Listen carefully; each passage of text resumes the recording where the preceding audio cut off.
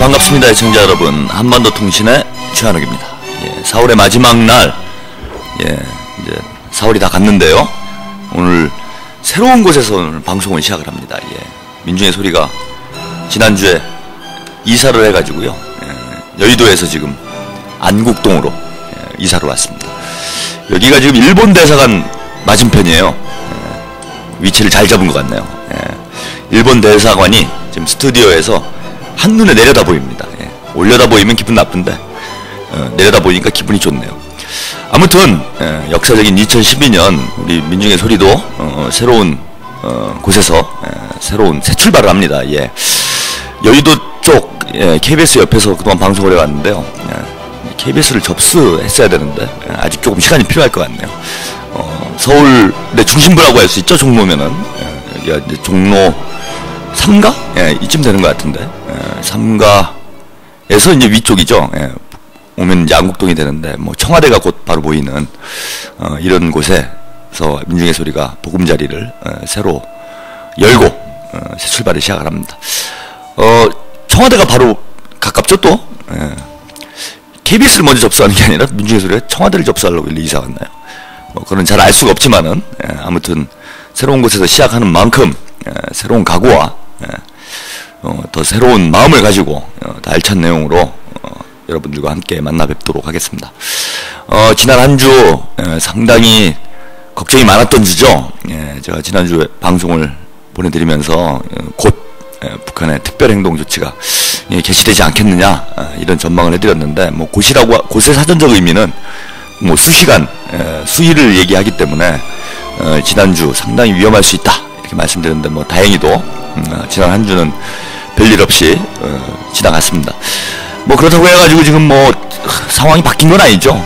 이게 별일 없이 지나간 게 뭐 남북 간의 대화가 시작이 되고 뭐 북미 관계도 뭔가 변화가 오고 이러면서 뭔가 이 상황이 발생하지 않았더라면은 우리가 기대를 해볼 만도 한데 뭐 커다란 변화 없이 오히려 남북 사이에는 긴장과 이런 대립이 더 격화되는 분위기가 연출되는 가운데 지난주에 별일 없었기 때문에 뭐 지금 위기 상황은 이번 주까지도 계속 이어진다 이렇게 볼 수 있을 것 같습니다.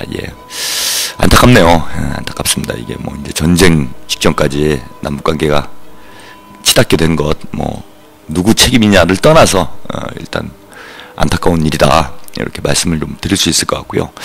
오늘 한반도 통신도 요런 정세 분위기를 또 반영을 해서 2시간 동안 여러분들과 만나도록 하겠습니다. 이거 뭐 새로운 데서 시작을 하니까 좀 버벅대네요. 사실 조금 분위기가 갑자기 바뀌니까 좀 어색한 측면도 있습니다. 오늘 뭐 정혜림 아나운서도 오전 방송에 방송사고를 많이 냈다라고 하시는데 오늘 방송사고야 뭐 저야 뭐 트레이드 마크 아니겠습니까? 그죠? 거의 전매 특허기 때문에 제가 방송사고 내는 거는 뭐 또 이 환경 변화에 따라서 이 방송사고를 내는 건 여러분들이 더더욱 이해를 해주시지 않을까 기대를 하면서 오늘도 사고로 일관하는 방송 한반도 통신 노래 한 곡 듣고 본격적으로 시작하도록 하겠습니다. 오늘 되게 덥네요. 이게 뭐 여름도 봄 겨울 다음에 그냥 바로 여름이 오는 듯합니다. 오늘 장사익 씨의 봄날은 간다로 벌써 발음도 꼬이네. 오늘 시작하도록 하겠습니다.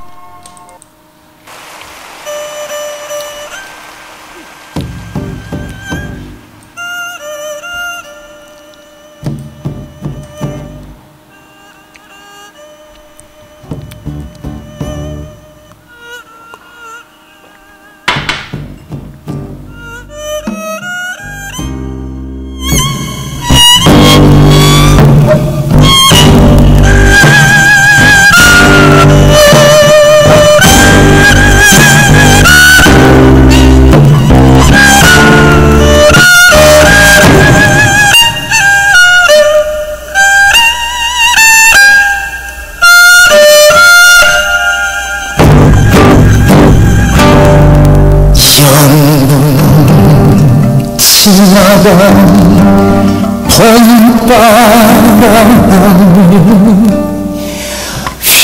휘날리도록 오늘 또 구름 시골 가면 산길이 너무나 들던 성황당길에 꽃이 피면 같이 웃고 꽃이 지면 같이 울던 알뜰한 그 맹세 봄날 강한다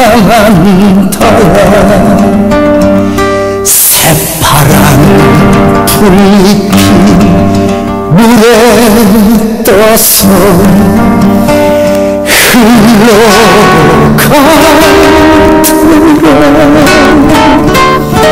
오늘 또 꽃편지 내 던지며 정세 잘랑대는 심장 먹기에 별이 뜨면 서러웠고 별이 치면 서러운 시련은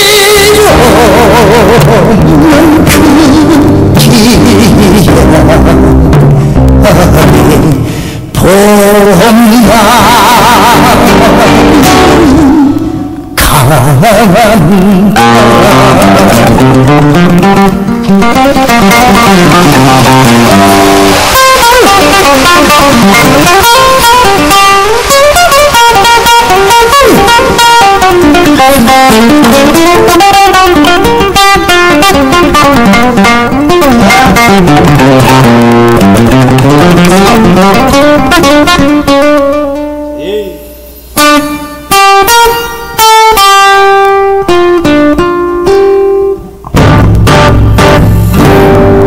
봄날 시절은 황혼 속이 슬퍼지더라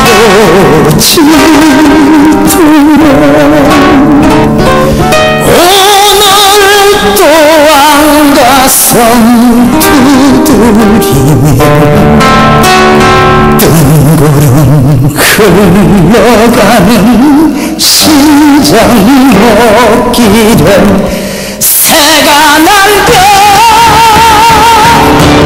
따라왔고 새가 울면 따라오던 얄궂은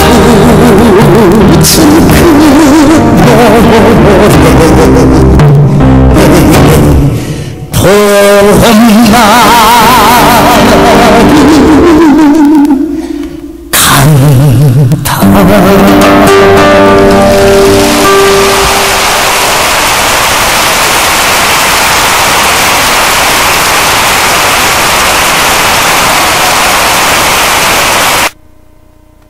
예, 장사익 씨의 봄날은 간다 오늘 첫 곡으로 보내드렸습니다. 오늘도 예, 신청곡 많이 부탁드리겠습니다. 예, 전혀 뭐 신청곡을 또 변함없이 준비를 안 해서 오늘 방송을 시작하고 있기 때문에 여러분들께서 도와주시지 않으면은 방송 진행하는 과정에 안 그래도 뭐 저 사무실이 바뀌어가지고 지금 어리둥절한데 지속적으로 연속적으로 방송사고가 날 수밖에 없습니다. 그래서 여러분들도 오늘도 변함없이 한 서너 곡 정도 보내드릴 수 있을 것 같아요. 그래서 여러분들이 변함없이 보내주시기를 신청곡 보내주시기를 부탁을 좀 드리도록 하겠습니다.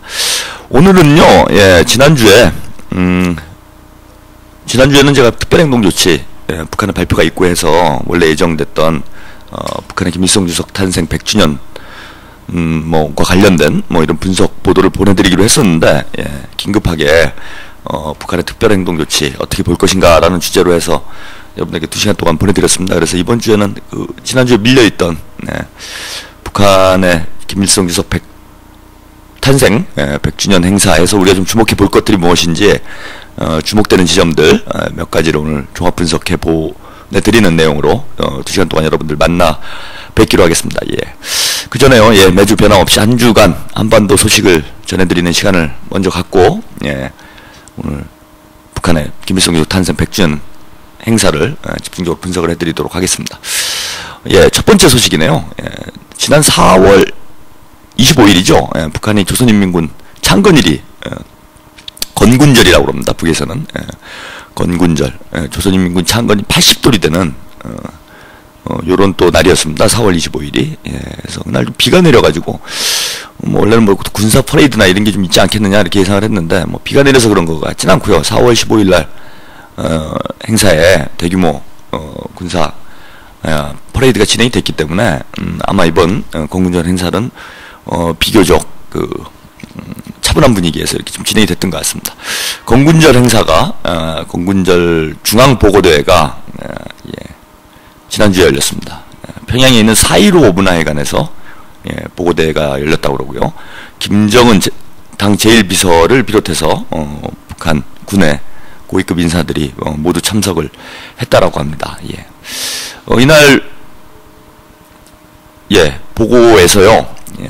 뭐 지금 남북 관계가 뭐 계속 격한 상황에 있기 때문에 뭐 거의 전쟁 일보 직전에 있지 않겠습니까? 그래서 아무래도 뭐 특별 행동 조치를 하니만이 뭐 남쪽을 타격하니만이 이런 얘기들이 오고 가고 있기 때문에 건군절 행사가 아마 격앙된 분위기에서 진행되지 않았을까 이렇게 예상을 해볼 수 있을 것 같습니다. 예.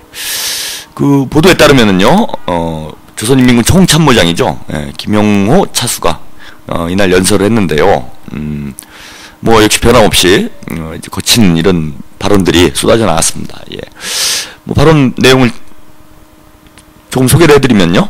지금 우리 군대와 인민은 또다시 우리 체제와 최고존엄을 감히 중상모독하는 특대형 범죄를 감행하는 이명박 역적패당에 대한 치솟는 분노로 복수의 피를 끓이고 있다.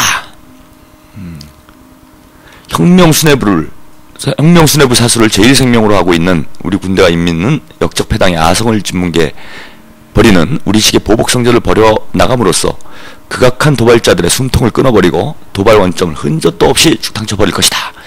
뭐 이런 격한 발언을 쏟아냈네요. 예. 또 특히 아주 뭐 무서운 이야기도 좀 있었는데요. 예. 미제와 미국을 얘기하는 거죠. 남조선 계례도당, 뭐 남쪽 정부를 얘기하는 겁니다. 예. 예, 날로 격화되는 새 전쟁 도발 책동을 예리하게 주시하고 있다. 그러면서 신성한 하늘과 바다, 땅, 거꾸로 얘기했네요. 신성한 하늘, 땅, 바다를 조금이라도 침범한다면 절대로 용서치 않을 것이며 조국 통일의 역사적 위협을 반드시 이룩하고 말겠다. 예, 이런 내용의 연설을 했습니다. 뭐 당연히 뭐 예상되던 바였죠. 예, 예상되던 바였습니다. 뭐 지난주에 이미 특별 행동 조치를 취하겠다. 특별 행동 소조를 지금 최고사령부에서 뭐 구성을 하고 뭐 이래저래 작전을 검토 중이다. 뭐 곧 실행하겠다, 곧 개시하겠다 이런 발표를 했기 때문에 그러한 분위기에서 뭐 개최된 조선인민군 창건 행사가 뭐 아무래도 뭐 격한 분위기에서 진행될 수밖에 없는 이런 상황이 아니었는가 이렇게 봅니다. 예. 그렇게 보면은 뭐 이번 그 80돌 행사는 다소 차분한 분위기에서 진행이 되긴 했으나 이게 뭔가 이 남쪽에 대한 어떤 군사적 행동을 다짐하는 이런 의미의 행사가 되지 않았는가 이렇게 뭐 분석을 해볼 수 있을 것 같습니다. 두 번째 소식인데요. 이것도 맞물려서 김정은 제1위원장, 국방위원회 제1위원장이 건군절 80돌, 조선인민군 창건 80돌에 즈음해서 조선인민군 제6.5 연합부대에 종합 전술 연습을 지도했다라고 또 28일 날 보도가 나왔습니다. 예. 6.5 연합부대는요, 지난해 12월에 제가 지금 이게 정확한지는 모르겠어요. 제 기억하건대는 지난해 12월에 김정일 국방위원장이 합동 타격 훈련을 지도했던 그런 부대로 제가 기억을 하고 있습니다. 그 당시 제가 분석을 해드리면서, 이제 청와대를 불바다로 하겠다라는 이제 북한, 측의 입장 발표가 11월 말에 있었고, 김정일 국방위원장이 당시 1년의 군부대, 군부대 현지 지도가 이어졌습니다. 작년 하반기만 하더라도요, 올해가 이제 김일성 주석 탄생, 100돌이었기 때문에 작년만 하더라도, 김정일 국방위원장의 현지 지도가, 경제 부분에 상당히 많이 집중이 됐습니다. 그럼에도 불구하고 작년 11월부터 12월, 그러니까 생애 마지막 시기죠. 마지막 시기에는 이 군부대 현지 지도가 집중적으로 진행이 됐는데, 그것이, 청와대를 이제 불바다로 만들겠다라는 어떤 북한 군 당국의 입장 발표와 연관이 있는 것 아니겠느냐. 제가 이런 분석을 해드렸던, 기억을 하시는 분들도 있을 거예요. 그런 분석을 했었는데, 그때 아마 그 합동 타격 훈련을 했던 부대 중에 하나였던 것 같아요. 이건 제가 다시 나중에, 잠깐 노래 한 곡 보내드리면서 그때 한번 좀 확인을 좀 해보도록 하겠습니다. 오늘 제가, 준비를 충분히 못해가지고, 확인을 못했는데, 655 부대. 이게 아마 김정일 국방위원장이 생전에 마지막, 타격 훈련을 현지 지도했던 그런 부대로 제가 기억을 하고 있습니다. 여기를, 현지 지도를 했는데요. 이 부대가 그 당시에 분석해드린 대로 청와대 불바다전, 북의 표현을 빌리자면은 청와대를 불바다로 만들겠다라는 그러한 군사적 행동을 실행하는 부대가 아니겠는가, 이런 분석을 좀 해드렸던 적이 있어요. 그 부대를 또 지금 현지 지도를 했다라면은 특히 특별행동 조치에 대한 언급이 있었던 직후에 김정은 제1위원장이 직접 그것도 종합 전술훈련을 현지 지도를 했다라면 이거 상당히 주목해서 봐야 될 이런 군사적 움직임이 아닌가, 이렇게 보입니다. 북한 측 보도에 따르면은요, 나라의 자주권과 민족의 존엄을 털끝만큼이라도 해치려는 자들이 있으면 절대로 용서치 않고 단호하고 무자비하게 처갈기는 공격형의 성군영장, 경애하는 최고사령관 동지의 지도를 받기 위해 만달의 준비를 갖춘 훈련장은 폭풍전야의 격동 상태에 있었다 라고 훈련장 분위기를 이렇게 전했습니다. 그러면서 순간 쌓이고 쌓인 분노의 분출인 듯 시뻘건 불줄기를 내뿜는 위력한 화력 타격수단들의 우레와 같은 폭음과 포성이 하늘 땅을 진감하였다. 이게 아마 최근에 북한이 거의 한 달에 한 번? 요 정도 이런 타격 훈련들을 자주 하고 있어요. 군사 훈련들을 자주 하고 있습니다. 12월에 아까 제가 한 번 있었다고 그러고요. 지난달에도 한 번 있었다고 제가 보도를 해드렸죠. 그리고 2월인가 1월인가 또 한 번 있었습니다. 지금 군사 훈련이 잦은데 이게 반기가 잦으면 뭐가 나온다고 그러죠. 그와 마찬가지로 이렇게 군사 훈련을 계속해서 이렇게 하게 되면은 이게 뭔가 분위기 안 좋다라는 우리가 신호로밖에 볼 수가 없지 않겠나, 이렇게 보입니다. 그러면서 이렇게 또 보도를 했어요. 특이한 수단, 특이한 수단, 우리식 방법으로 이제 특별 행동을 이런 걸로 하겠다, 이렇게 얘기를 했죠. 특이한 수단과 우리식 방법으로 역적패단과 제국주의 때무리들 모든 도발의 근원들을 초토화해버릴 백두산 혁명강군의 보복 타격을 웅변으로 실증한 훈련을 보면서 참관자들은 우리와 감히 맞서는 원수 이 땅 이 하늘 아래 단 한 놈도 살아남을 수 없다는 것을 가슴 뿌듯이 통쾌하게 새겨 안았다. 라고 얘기를 했다라고 합니다. 흥미로운 건요, 이명박 정부, 쥐무리, 이런 표현들을 막 다 나왔는데, 우리 정부에 대해서 북한이 격한 표현을 한 거는 최근에 많이 있었던 일인데요. 여기서 제가 좀 주목이 되는 건 뭐냐 하면은, 특이한 수단과 우리식 방법으로 역적패단과 제국주의 때무리들, 제국주의, 즉 미국을 지금 표현하는, 미국을 지칭하는 이런 표현이 등장했다라는 거, 요것도 그죠? 주목해서 봐야 되지 않겠는가, 이렇게 좀 보입니다. 이날 타격 훈련에는요, 김정은 제1위원장을 비롯해서요, 최룡해 인민군 총정치국장, 리용호 총참모장, 김정각 인민무력부장, 최부일 인민군 대장, 손철주 인민군 상장 등이 참석을 했다고 그러고요. 아마 훈련 감시대에 있었다라고 합니다. 그리고 현철애, 김원홍, 리명수, 박재경, 리병철, 김영철, 윤정린, 조경철, 박정천 등 국방위원회 성원들, 그 다음에 조선인민군 최고사령부 작전지휘 성원들이 현지에서 대기하고 있었고, 김경희, 장성택, 예, 김경희 장성택, 예, 김경희는 이제 제1위원장, 김정은 제1위원장의 고모가 되죠. 예, 장성택은 이제 고모 부가 되고요. 예, 뭐 북에 또 비중 있는 이런 인물들입니다. 김경희, 장성택, 김영춘, 김기남, 양현섭, 박독춘, 강석주, 김영일, 최양건, 김평애, 문경덕, 김창석, 리병삼, 곽범기, 오일정, 김경옥, 리재일, 한광상, 김명국. 예, 제가 이렇게 뭐 이름을 쭉 열거해 드렸는데 열거해 드려도 잘 모르시는 분들이 많을 것 같아요. 예, 그러면 당과 국가, 무력기관의 책임일꾼들, 평양시 안의 당 중앙 지도기관 성원들, 성, 중앙기관, 과학, 교육, 문화, 예술, 보건, 출판, 보도부문, 국방공업부문 일꾼들, 인민군 장병들 훈련을 참관했다. 제가 명단을 쭉 읽어드린 건 뭐냐면요. 이게 뭐 이제 군 관련 인사들만 지금 참관을 한 게 아니에요. 국방위원회나 군 관련 인사들만 참관을 한 게 아니고요. 아까 김경희, 장성택, 김영춘, 뭐 이런 사람들은 이제 군과 가치적 관련이 있는데요. 예, 김기남, 양현섭은 최고인민위원회 부위원장이죠. 예, 박도춘, 강석주, 뭐 그 유명한 북한 외무성 예, 관련자입니다. 김양건, 조선농단 통전부장으로 알려져 있죠. 예, 대남 사업을 총괄하고 있는 이런 인물들입니다. 이 등등 보면은요, 제가 아까 소개했다시피 그 당, 국가, 무력기관을 비롯해서 평양시, 중앙지도기관, 성, 중앙기관, 과학, 교육, 문화, 예술, 보건, 출판, 보도, 국방공업, 예, 등등 거의 뭐 북한의 각계 인사들이 다 참관을 하는 이런 군사훈련이 진행이 됐습니다. 이거 주목하지 않을 수가 없죠. 그죠? 왜 이렇게 많은 사람들이 나와서 이거 훈련을 참관했을까요? 상당히 중대한 훈련을 진행한 것 아닌가. 이것이 이제 특별행동, 제가 뭐 분석하건대는 이게 지금 대략 4월 25일 전후로 이 훈련이 진행됐던 것 같은데, 아마 특별행동소조에서 작전 계획을 그 상신을 하고 그것에 기초해서 아마 타격 훈련을 지금 진행을 한 거 아닌가, 최종적으로.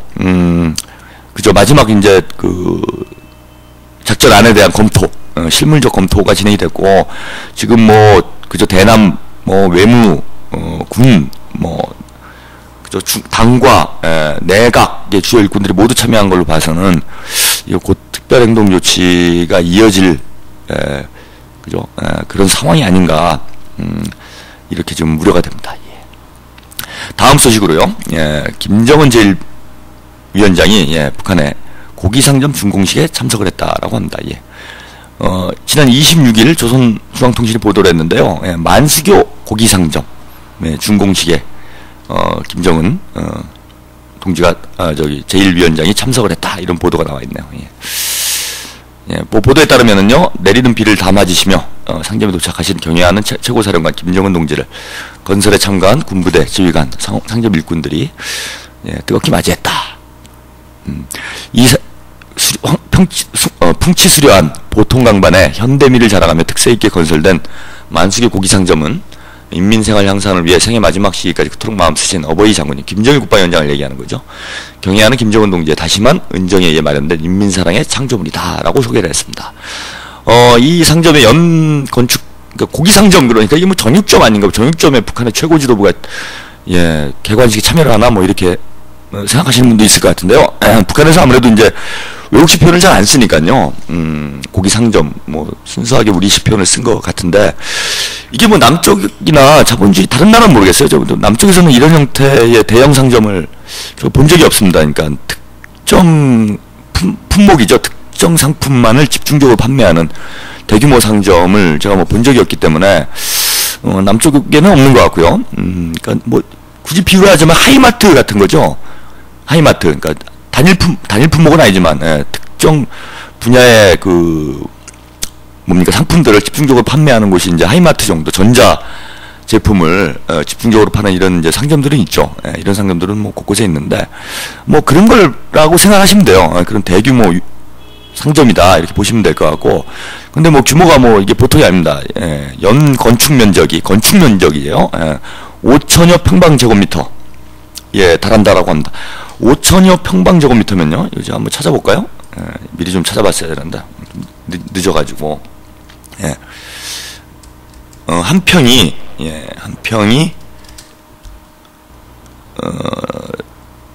그죠?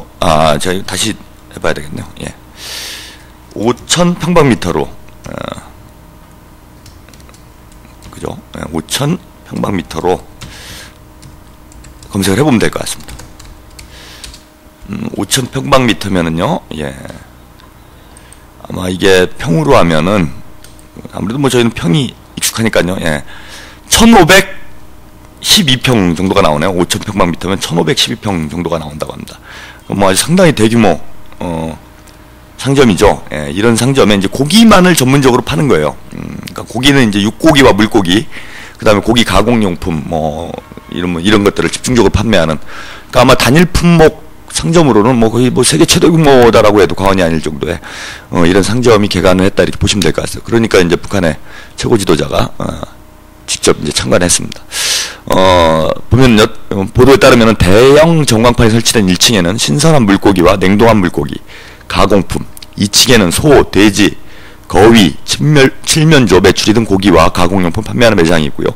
3층에는 불고기 봉사를 위한 식당이 꾸며져 있다고 합니다. 그러니까 식당하고 이제 그 정육시설을 같이 파는 게 이제 함께 돼 있는 거죠. 뭐 우리나라도 요즘에는 규모가 이 정도 큰 건 아니지만요, 그죠? 유통 그 마진을 유통 비용을 감소시키기 위해서 이렇게 직영을 하는 식당들이 뭐 곳곳에 이제 많이 생기고 있습니다. 뭐 이런 자리에 김정은 총사령관이 참석을 했다라고 합니다. 뭐 이와 관련해서는요, 이따가 북한 김일성 주석 탄생 100돌 주목해서 무엇을 주목해서 봐야 될 것인가, 오늘 본 내용을 이야기할 때 좀 말씀을 더 드리도록 하겠습니다. 예, 네 번째 소식은요, 예, 북한의 핵실험 관련 소식이 나와 있네요. 예. 국방부에서요, 이제 북한의 핵실험이 정치적 판단만 남아있다, 이런 입장을 밝혔습니다. 오늘이죠. 오늘 오전에 김민석 국방부 대변인, 이 북한 핵실험에 관련한 기자들의 질문에, 예, 정치적 판단력만 남아있지 않겠냐, 그런 생각이 든다, 라고 얘기를 했습니다. 그러니까 뭐 준비는 이제 다 끝났다. 뭐 이게 지금 계속 지난주에 보도가 나오지 않았습니까? 미국의 이제 위성 사진도 공개가 되고, 이게 무슨 북한의 핵실험이 이제 초읽기에 들어가 있는 뭐 이런 형국이 아니냐라는 보도를 이제 재확인해주는 이런 이제 언급이었다고 보시면 될 것 같습니다. 김민석 대변인은요, 국제적으로 북한이 핵실험을 하지 않도록 경고하고 만류하기 위한 행동이 여러 외신에 나오는 것으로 봐서는 정책 판단이 중요한 것 같다라고 얘기하면서, 예, 그 위성 사진이 공개가 됐는데요. 그 위성 사진도 보니까 벌써 열흘 이상 전의 상황이다. 그러니까 열흘 전에 이미 북한의 핵실험 준비를 거의 마친 이런 상황이었다. 이렇게 좀 확인해 줬습니다. 뭐 그러면 언제든지 지금 뭐 핵실험에 들어갈 수 있는 이런 형국이다라고 보시면 될 것 같아요. 현재 우리들이 한미 연합 정보 감시 장비를 활용해서 면밀히 살펴보고 있고, 언제 실험할지 부분은 계속 뭐 주시를 하고 있다, 뭐 이런 얘기를 했습니다. 뭐 이런 걸로 봐서는 지금 뭐 우리 국방부에서 확인을 해준 바와 같이, 예, 북한의 핵실험이 곧 이어지지 않겠나, 뭐 이렇게 전망이 됩니다. 뭐 지금 북한이 인공위성 발사한 이후에 유엔 안보리에서 의장 성명을 발표했죠. 의장 성명을 발표해서 북한의 인공위성 발사를 규탄하는 뭐 희한한 성명서를 아무튼 발표를 했습니다. 그러고 나서 지금 북미 관계가 급속도로 냉각이 되고 있고요. 뭐 아까 말씀드렸다시피 뭐 남북 관계는 그것보다 더 심각한 상황에 지금 놓여져 있는데, 뭐 북한이 지금 핵실험에 돌입하는 것은 거의 기정사실이 아닌가. 이제 어느 시기에 어느 시점에 핵실험을 하게 될 것인가 남아있는 이런 상황이 아닐까 보고요. 지금 뭐 러시아 측의 지난주 보도도 있었는데, 그 러시아 측에서는 한 2주 내, 최소한 2주 내에 북한에서 핵실험을 하지 않겠느냐라는 내용의 나름대로의 판단을 뭐 공개를 했습니다. 이런 걸로 봐서는 아마 이번 주가 핵실험이 이루어질 가능성이 상당히 높은 이런 주가 되지 않겠나 이렇게 좀 보이고요. 그러면 핵실험과 북한의 특별행동 조치가 연이어 진행이 되는 이럴 가능성, 지금 뭐 상당히 높은, 이번 주가 상당히 긴장되는 주가 되지 않을까 이렇게 봅니다. 또 이어서 뭐 이미 언론에 보도가 됐다시피 서해 위성 발사장에 또 한 기의 위성 발사체가 발견이 됐다고 하죠. 예. 이런 걸로 봐서는 위성 발사도 이어질 가능성이 있고요. 또 하나는 지난 김일성 주석 탄생 100주년 기념 군사 퍼레이드에서 북한이 신형 대륙간 탄도미사일을 공개를 했습니다. 이 탄도미사일과 관련해서는 뭐 사실은 아직까지 실험이 진행된 것을 확인을 못했기 때문에 북한이 미국을 압박하기 위해서 이거 추가적인 대륙간 탄도미사일, 그러니까 인공위성과 또 대륙간 탄도미사일은 대체적으로 뭐 유사하긴 하지만요, 약간의 또 차이가 있습니다. 또 이런 대륙간 탄도미사일 시험 발사도 이어질 가능성이 지금 상당히 높은 이런 상황이다. 그래서 이번 주 다음 주가 한반도 정세에 아주 중대 분수령이 될 가능성, 뭐 지난주도 마찬가지였지만요, 가능성이 매우 높다라고 보고요. 지금 뭐 북한의 특별행동조치, 핵실험, 인공위성 발사, 대륙간 탄도미사일 발사 이런 것들이 연이어서 지금 진행될 가능성이 있는 뭐 그야말로 이걸 뭐라고 해야 되나요? 예. 위기의 패키지가 지금 쏟아져 나올 이런 상당히 심각한 정세로 치닫고 있다는 다시금 확인할 수 있을 것 같습니다. 마지막으로요, 또 한 가지 흥미로운 보도 하나 말씀 좀 드리면요, 아까 그 조선인민군 창건 80돌 행사에서 연설을 했다라는 북한 인민군 총참모장 리영수 차수가 그 언론을 통해서 북한이 강력한 이동식 무기로 무장했다라고 언급을 하면서 미국을 한 방에 보낼 수 있다 이렇게 얘기를 했다라고 합니다. AP통신이 평양말로 보도를 했는데요. AP통신 지금 평양에 지국이 있죠. AP통신에 따르면은요, 북한군 창건 80주년인 4월 25일 4.15 문화회관을 방문한 관계자들에게 한국과 미국으로부터 북한의 방어의 중요성을 강조하면서 리용호 총참모장이 조국이 강력한 이동식 무기로 무장했다. 뭐 강력한 이동식 무기라는 것은 지난 4월 15일 열병식에 공개됐던 대륙간 탄도미사일을 아마 지칭하는 것 같습니다. 그러면서 이 무기가 미국을 한 방에 보낼 수 있다라고 언급했다. 그 한 방에 요거를 AP통신에서 번역한 걸로는 at the single blow, single blow랄까, 주먹이죠, 블로우가. 그냥 말 그대로 한 방인 거죠. 한 주먹에 보낼 수 있다. 한 주먹에 이런 얘기를 했다라고 합니다. 이런 걸로 봐서는 아마도 지금 미국, 북한이 아까도 제가 언급을 해드렸다시피 신형 대륙간 탄도미사일이 이제 이동식 탄도미사일이다라는 게 확인이 됐고요. 뭐 지금 자동차 이동식으로 보이죠. 자동차 이동식이면은 북한에 또 산악지대가 많기 때문에 산에 들어가서 쏴버리면은 이거 뭐 막을 방법이 없습니다. 막을 방법이 없어요. 미국 입장에서는. 그렇게 볼 때 지금 사실상 뭐 미국을 언제든지 핵 공격할 수 있는 이런 군사 무기를 사실 미국이 북한이 이제 보유했다. 이렇게 이제 볼 수 있을 것 같고요. 그게 추가적으로 한 방에 보낼 수 있다라고 언급을 했다는 건 언제든지 사용할 수 있다 이런 사용의 의지도 지금 피력을 했기 때문에 지금 미국이 참 앞으로 어떻게 문제를 풀어가려고 그러나요? 북한이야 뭐 원래 해오던 대로 이렇게 나가면 될 텐데 미국이 이제 미 본토를 한 방에 날려보낼 수 있는 이런 군사력까지 보유한 상태에서 과연 문제를 어떻게 풀어나갈지. 뭐 얼마 전에 파네타 미 국방장관이 뭐 잠이 안 온다는 얘기까지 하지 않았습니까? 그럴 정도로 지금 상당히 그 자기들도 좀 걱정을 하면서 왜 이렇게 나가는지 전 참 납득이 안 됩니다. 아무튼 오늘 한반도 주간 한반도 소식은요 여기까지 전해드리고요. 노래 한 곡 듣고요. 노래 한 곡 듣고 오늘 본 이야기 나눠보도록 하죠. 제가 또 노래를 검색을 해보니까요, 한방이라는 단어로 검색을 해보니까요, 진짜 그런 노래가 있네요. 아직 여러분들이 신청을 안 해주셔가지고 급하게 선곡을 하느냐고. 성인가요에 이영이란 분이 한방 있잖아, 있잖아, 한방 있잖아 라는 노래가 있네요. 요거 전 들어보지도 않았는데 아무튼 이거 보내드리도록 하겠습니다. 한방 있잖아. 한방이 있답니다 지금. 근데 재밌는 게요, 이분 노래를 검색을 해보니까요, 이런 노래도 만들었네요. 나로오 사랑. 참 특이한 가수네요. 나로오 사랑, 한방 있잖아. 이 양반이 뭐 탈북자인가요? 노래 한 곡, 노래 보내드리고 계속 이야기 이어가도록 하겠습니다.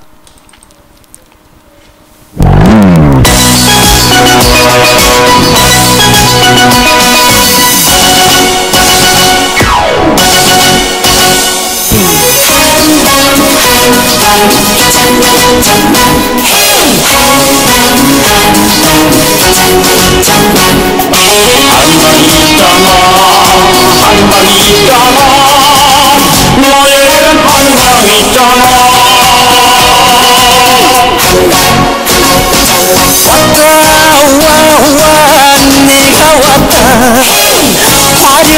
모습으로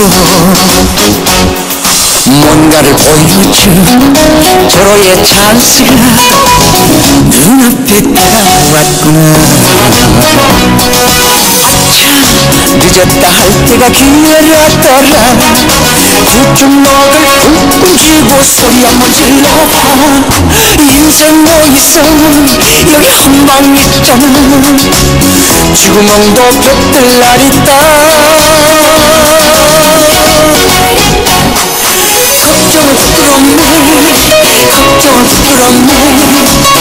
우리에게는 내일 있잖아. 죽고 사는 건 하늘에 맡기고 너에겐 한방 있잖아. 한방이 있잖아.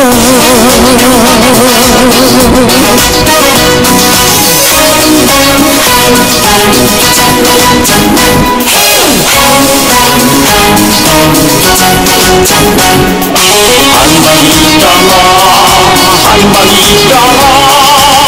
너에겐 한방이 있잖아.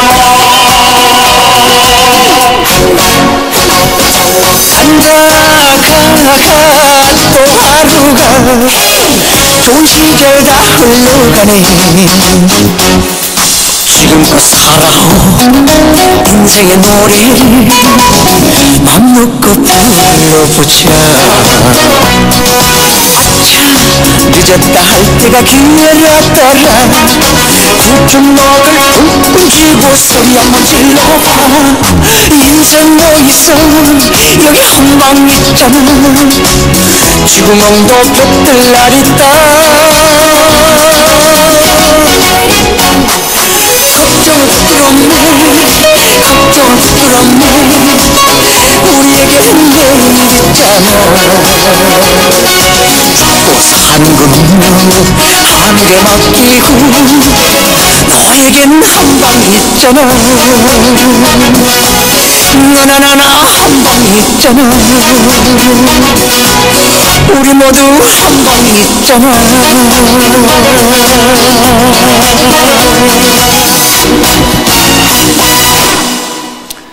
예, 우리 모두에겐 한 방이 있답니다. 예, 우리 모두에게 있으면 좋은데 북한에 있는 것 같아요. 예, 한 방에 보낸다니까. 예, 앞으로 아무쪼록 뭐 이런 일이 죽고 사는 거는 뭐 운에 맡길 수 있는 문제가 아니죠. 예, 그렇죠? 지금 뭐 대륙간 탄도 미사일, 핵무기, 뭐 핵전쟁을 해가지고 좋을 사람 누가 있습니까 지금? 예, 미국 쪽에서도 좀 진지하게 생각을 해봐야 돼요. 이거 북한 문제 군사적으로 뭐 압박을 해가지고 지금 풀릴 수 있는 문제가 아니라는 게 점점 이렇게 명백하게 드러나고 있음에도 불구하고 자꾸 이렇게 군사적 모험주의로 저는 나가는지. 지금 북한을 건드려가지고 뭐가 문제가 좋아질 게 없잖아요. 좋아질 게 없습니다. 그리고 뭐 북한이 지금 뭐 세계 평화를 위협한다 뭐 어쩐다 저러저런 이러저런 얘기를 하는데 뭐 제가 알기로는 뭐 북한이 그럴 형편도 아니고요. 북한이 뭐 세계를 정복하겠습니까? 어떻게 하겠습니까? 자기들 좀 어떻게든 살아보자 뭐 이런 지금 취지로 성군 정치를 하고 핵 개발을 하고 미사일 개발을 하고 뭐 이런 건데 뭐 미국이 이거 좀 뭐 사실 뭐 북한이 아니더라도요 어느 나라든지 그 국가가 존립할 수 있는 그러한 조건을 주변국들이 보장하는 거는 이거는 상식적인 문제입니다. 그죠? 남의 나라 그렇게 자꾸 못 살게 굴고 침략하고 이러면 안 되는 거죠. 그러니까 오히려 지금 저는 뭐 미국이 이상한 거라고 봐요. 자꾸 북한을 괴롭히는데. 뭐 괴롭혀가지고 그래 뭐 북한이 이라크나 아프가니스탄처럼 자기네 나라 땅으로 만들 수 있다라면야 뭐 그렇다 칩시다. 그죠? 그런데 지금 그럴 수 있는 상황이 아니잖아요. 문제만 점점 심각해지고 있고 이건 자칫 잘못하면은 핵전쟁으로 지금 비화될 가능성이 상당히 높아진 이런 형국이고 뭐 핵전쟁이 나면은 뭐 우리 민족만 죽겠습니까 지금? 뭐 미 본토를 한 방에 날릴 수 있는 뭐 이런 무기가 있다는데 북한이 뭐 이동식 대륙간 탄도 미사일을 방어할 수 있는 기술이 없다라는 건 뭐 저보다도 미국에 있는 전문가들이 훨씬 더 잘할 거 아닙니까? 뭐 그건 이번에 공개를 해버렸고 북한이 4월 15일 날. 특히 이번에 뭐 저는 아주 그 주목해서 본 내용 중에 하나가요. 뒤에 좀 더 말씀을 좀 드리겠지만은 김정은 그 최고 사령관이 제1부위원장이 이제 연설을 했죠. 공개 대중 연설을 했는데 뭐 이것도 아주 특기할 만한.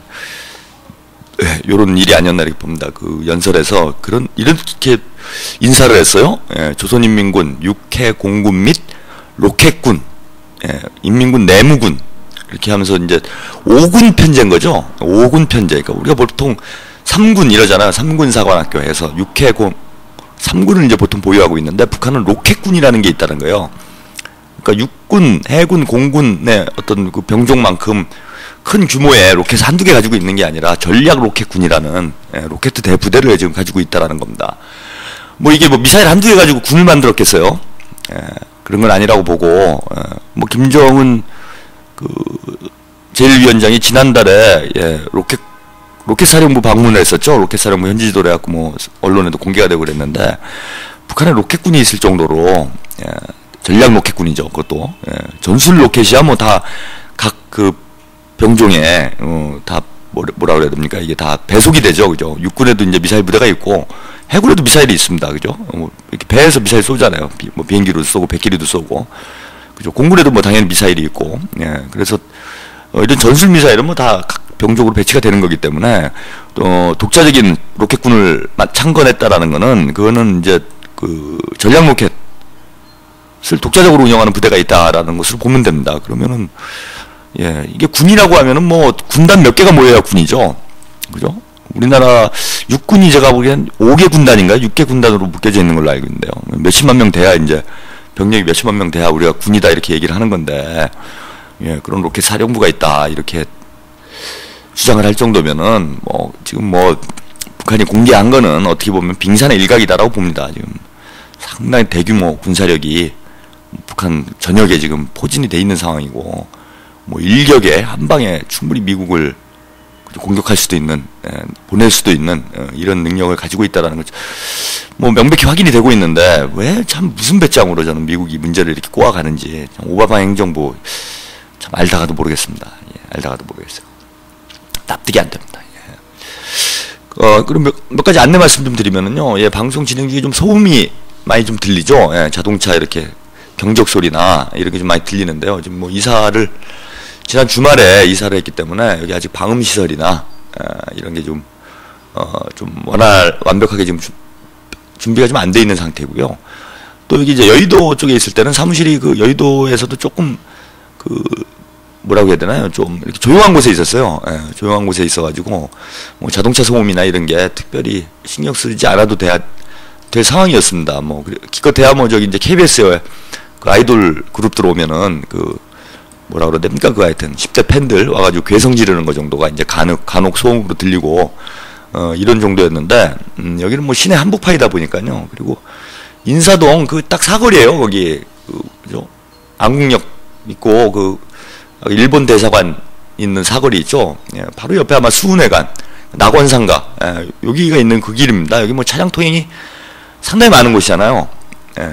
차량 통행이 상당히 많은 곳이기 때문에 아무래도 교통소음이 많이 들릴 수밖에 없는 이런 위치에 있습니다. 그래서 아마 뭐 적절한 시기에 이제 방음 시설이나 이런 것을 보강을 하지 않을까 기대가 되는데 당장은 좀 힘들 것 같아요.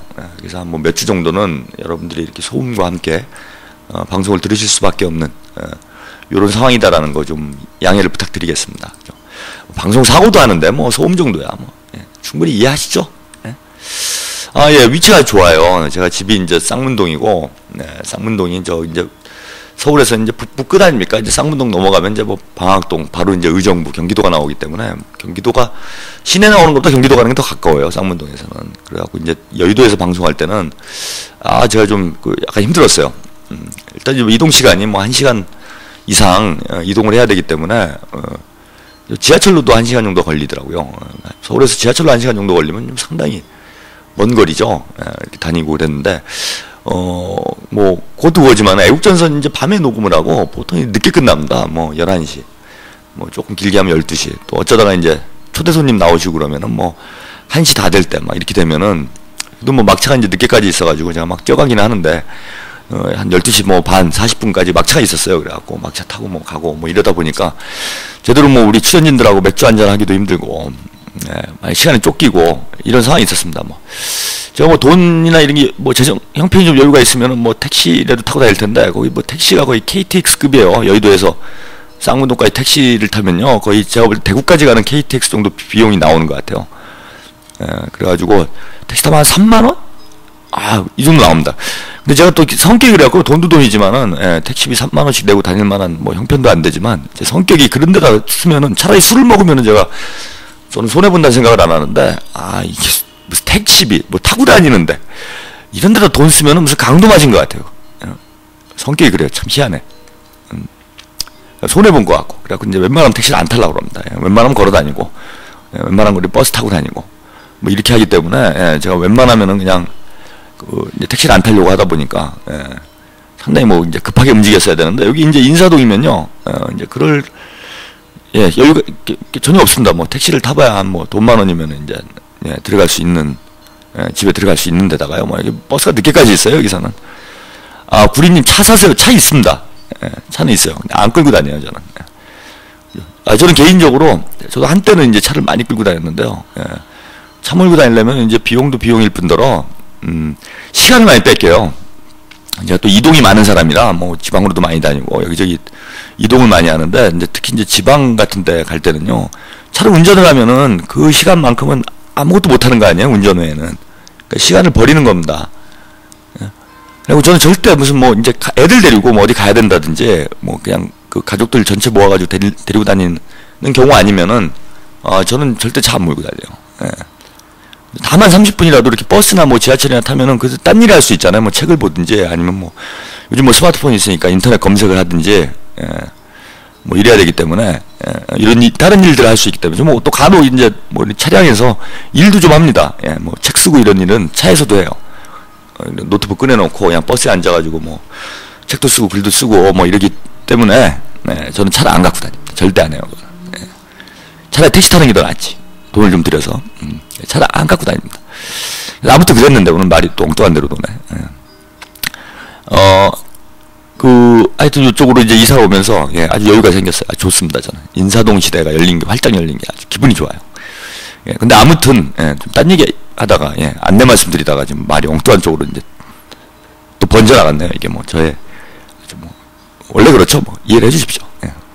그래서 여기 이제 당분간은 좀 소음이 좀 많이 들어오고 특히 이제 팟캐스트로 방송 들으시는 분들은 더더욱 조금 듣기가 거슬리실 수 있을 것 같은데요. 좀 그렇더라도 좀 양해를 부탁드리겠습니다. 이제 조만간에 이런 이제 방음 시설이나 이런 걸 좀 완비를 해서 원만하게 방송을 보내드릴 수 있도록 준비를 한다라고 합니다. 그때까지만 좀 불편하시더라도 양해를 부탁드리도록 하겠습니다. 백자의 담쟁이 이것도 좀 보내드리면 좋겠는데요. 좀 오랜만에 들어오셨나봐요. 박직한 청취자님은 계속 들으셨는데 민중가요를 지금 못 보내드립니다. 그거 좀 이해를 해주셔야 돼요. 좀 약간 저작권 문제나 이런 걸로 다소간의 분쟁이 있어가지고요. 민중의 소리에서는 지금 그 민중가요를 못 보내드리게 돼 있어요. 저도 이제 꼭 보내드리고 싶은데요. 민가에 들어가죠. 민중가요. 그렇게 얘기하니까 상당히 또 민망하네요. 백자의 담쟁이는 민중가요. 백자가 민중가요 가수니까 그 사람이 부르면 민중가요겠죠. 이해를 해주셔야 됩니다. 그래서 민중가요는 못 보내드리는 점 안타깝지만은 뭐 저도 많이 보내드리고 싶은데 가능하면은 지금 뭐 여러 가지 좀 사정이 좀 있어서 못 보내드리는 점 좀 이해 부탁드리도록 하겠습니다. 뭐 이거 좀 잡설이 좀 길었네요. 그래서 노래 한 곡 듣고요. 이야기 이어가도록 하겠습니다. 요조의 낮잠 보내드리겠습니다.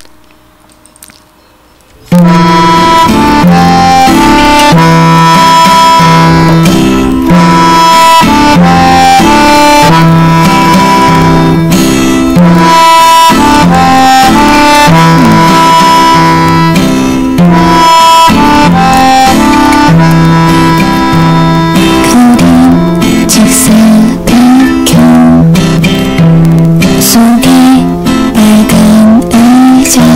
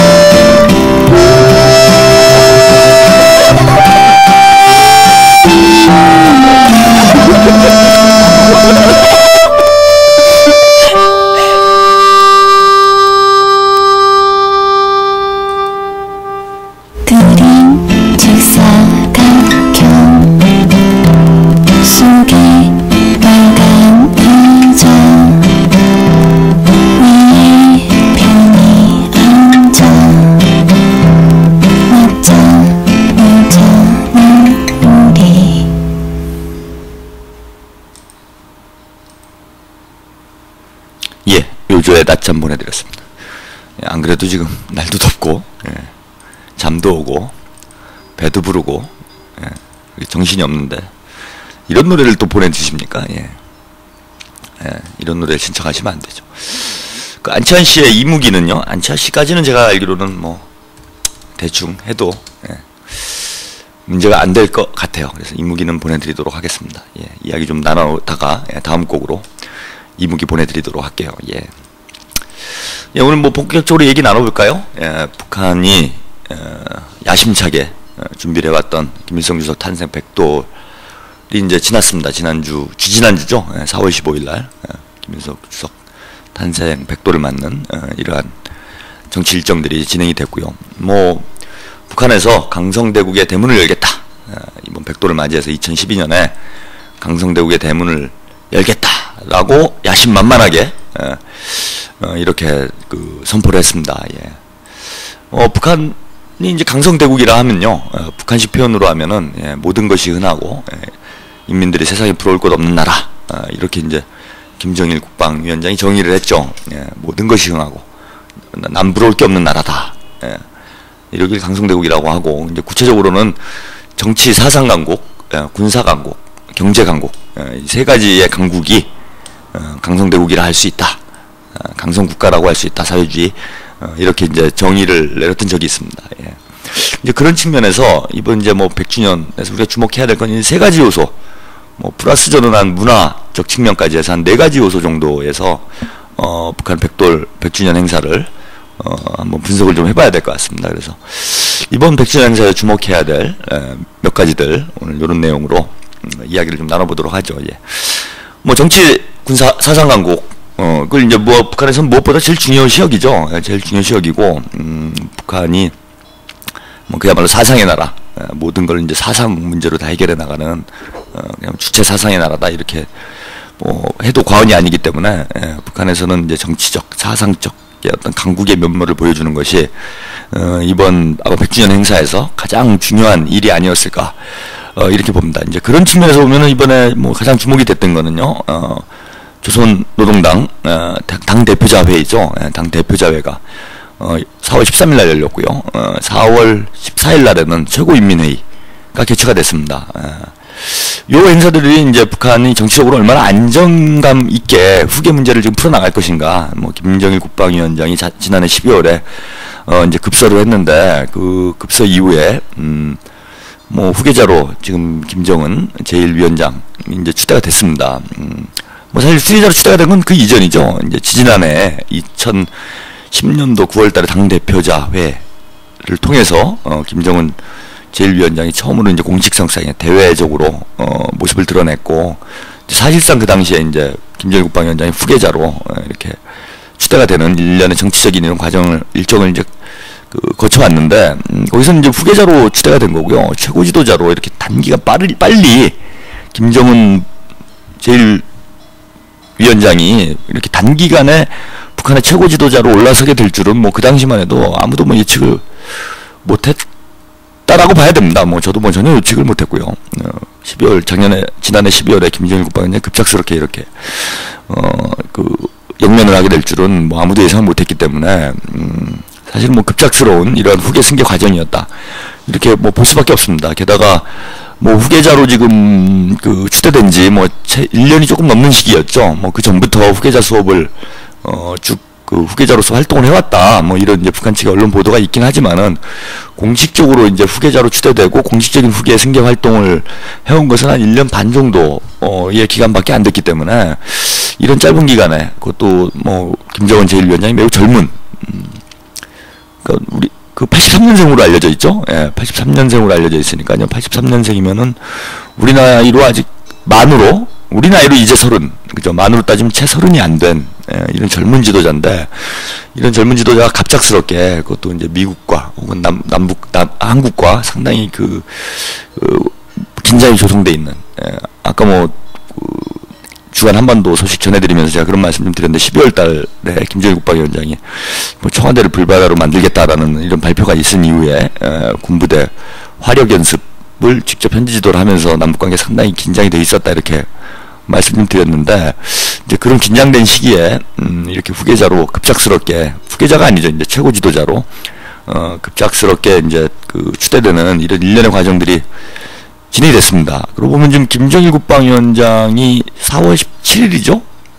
네, 4월 17일 날 급서를 하고, 지금이 이제 4월 말이니까요. 12월 17일, 예, 12월 17일 날 급서를 하고, 예, 지금이 4월 말이니까 이제 채 6개월도 안 된 시기예요. 이제 김정은 제1위원장이 북한 체제를 전면에서, 진두에서 이제 이끌어 나가기 시작한 게 채 6개월도 안 되는 시기였습니다. 6개월도 안 되는 시기에 20대의 이 젊은 지도자가 과연 또 미국과 한국과 이런 관계가 매우 그 긴장되어 있는 이런 상황에서 북한을 또 어떻게 이끌어갈 것인지, 또 북한 그 주민들에게 뭐 2012년까지 강성대국의 대문을 열겠다 라는 이제 선언을 하지 않았습니까? 북한 지도부가, 최고 지도부가 선언을 했고, 김정일 국방위원장도 그런 약속을 지키기 위해서 그야말로 뭐 정력적인 이런 활동을 펼쳐왔는데, 뭐 사실 지도자로서 최고 지도자로서 첫 발을 떼자마자 상당히 큰 정치적 시험대 위에 오른 거죠. 과연 강성대국의 문을 열 수 있을 것인가 없을 것인가.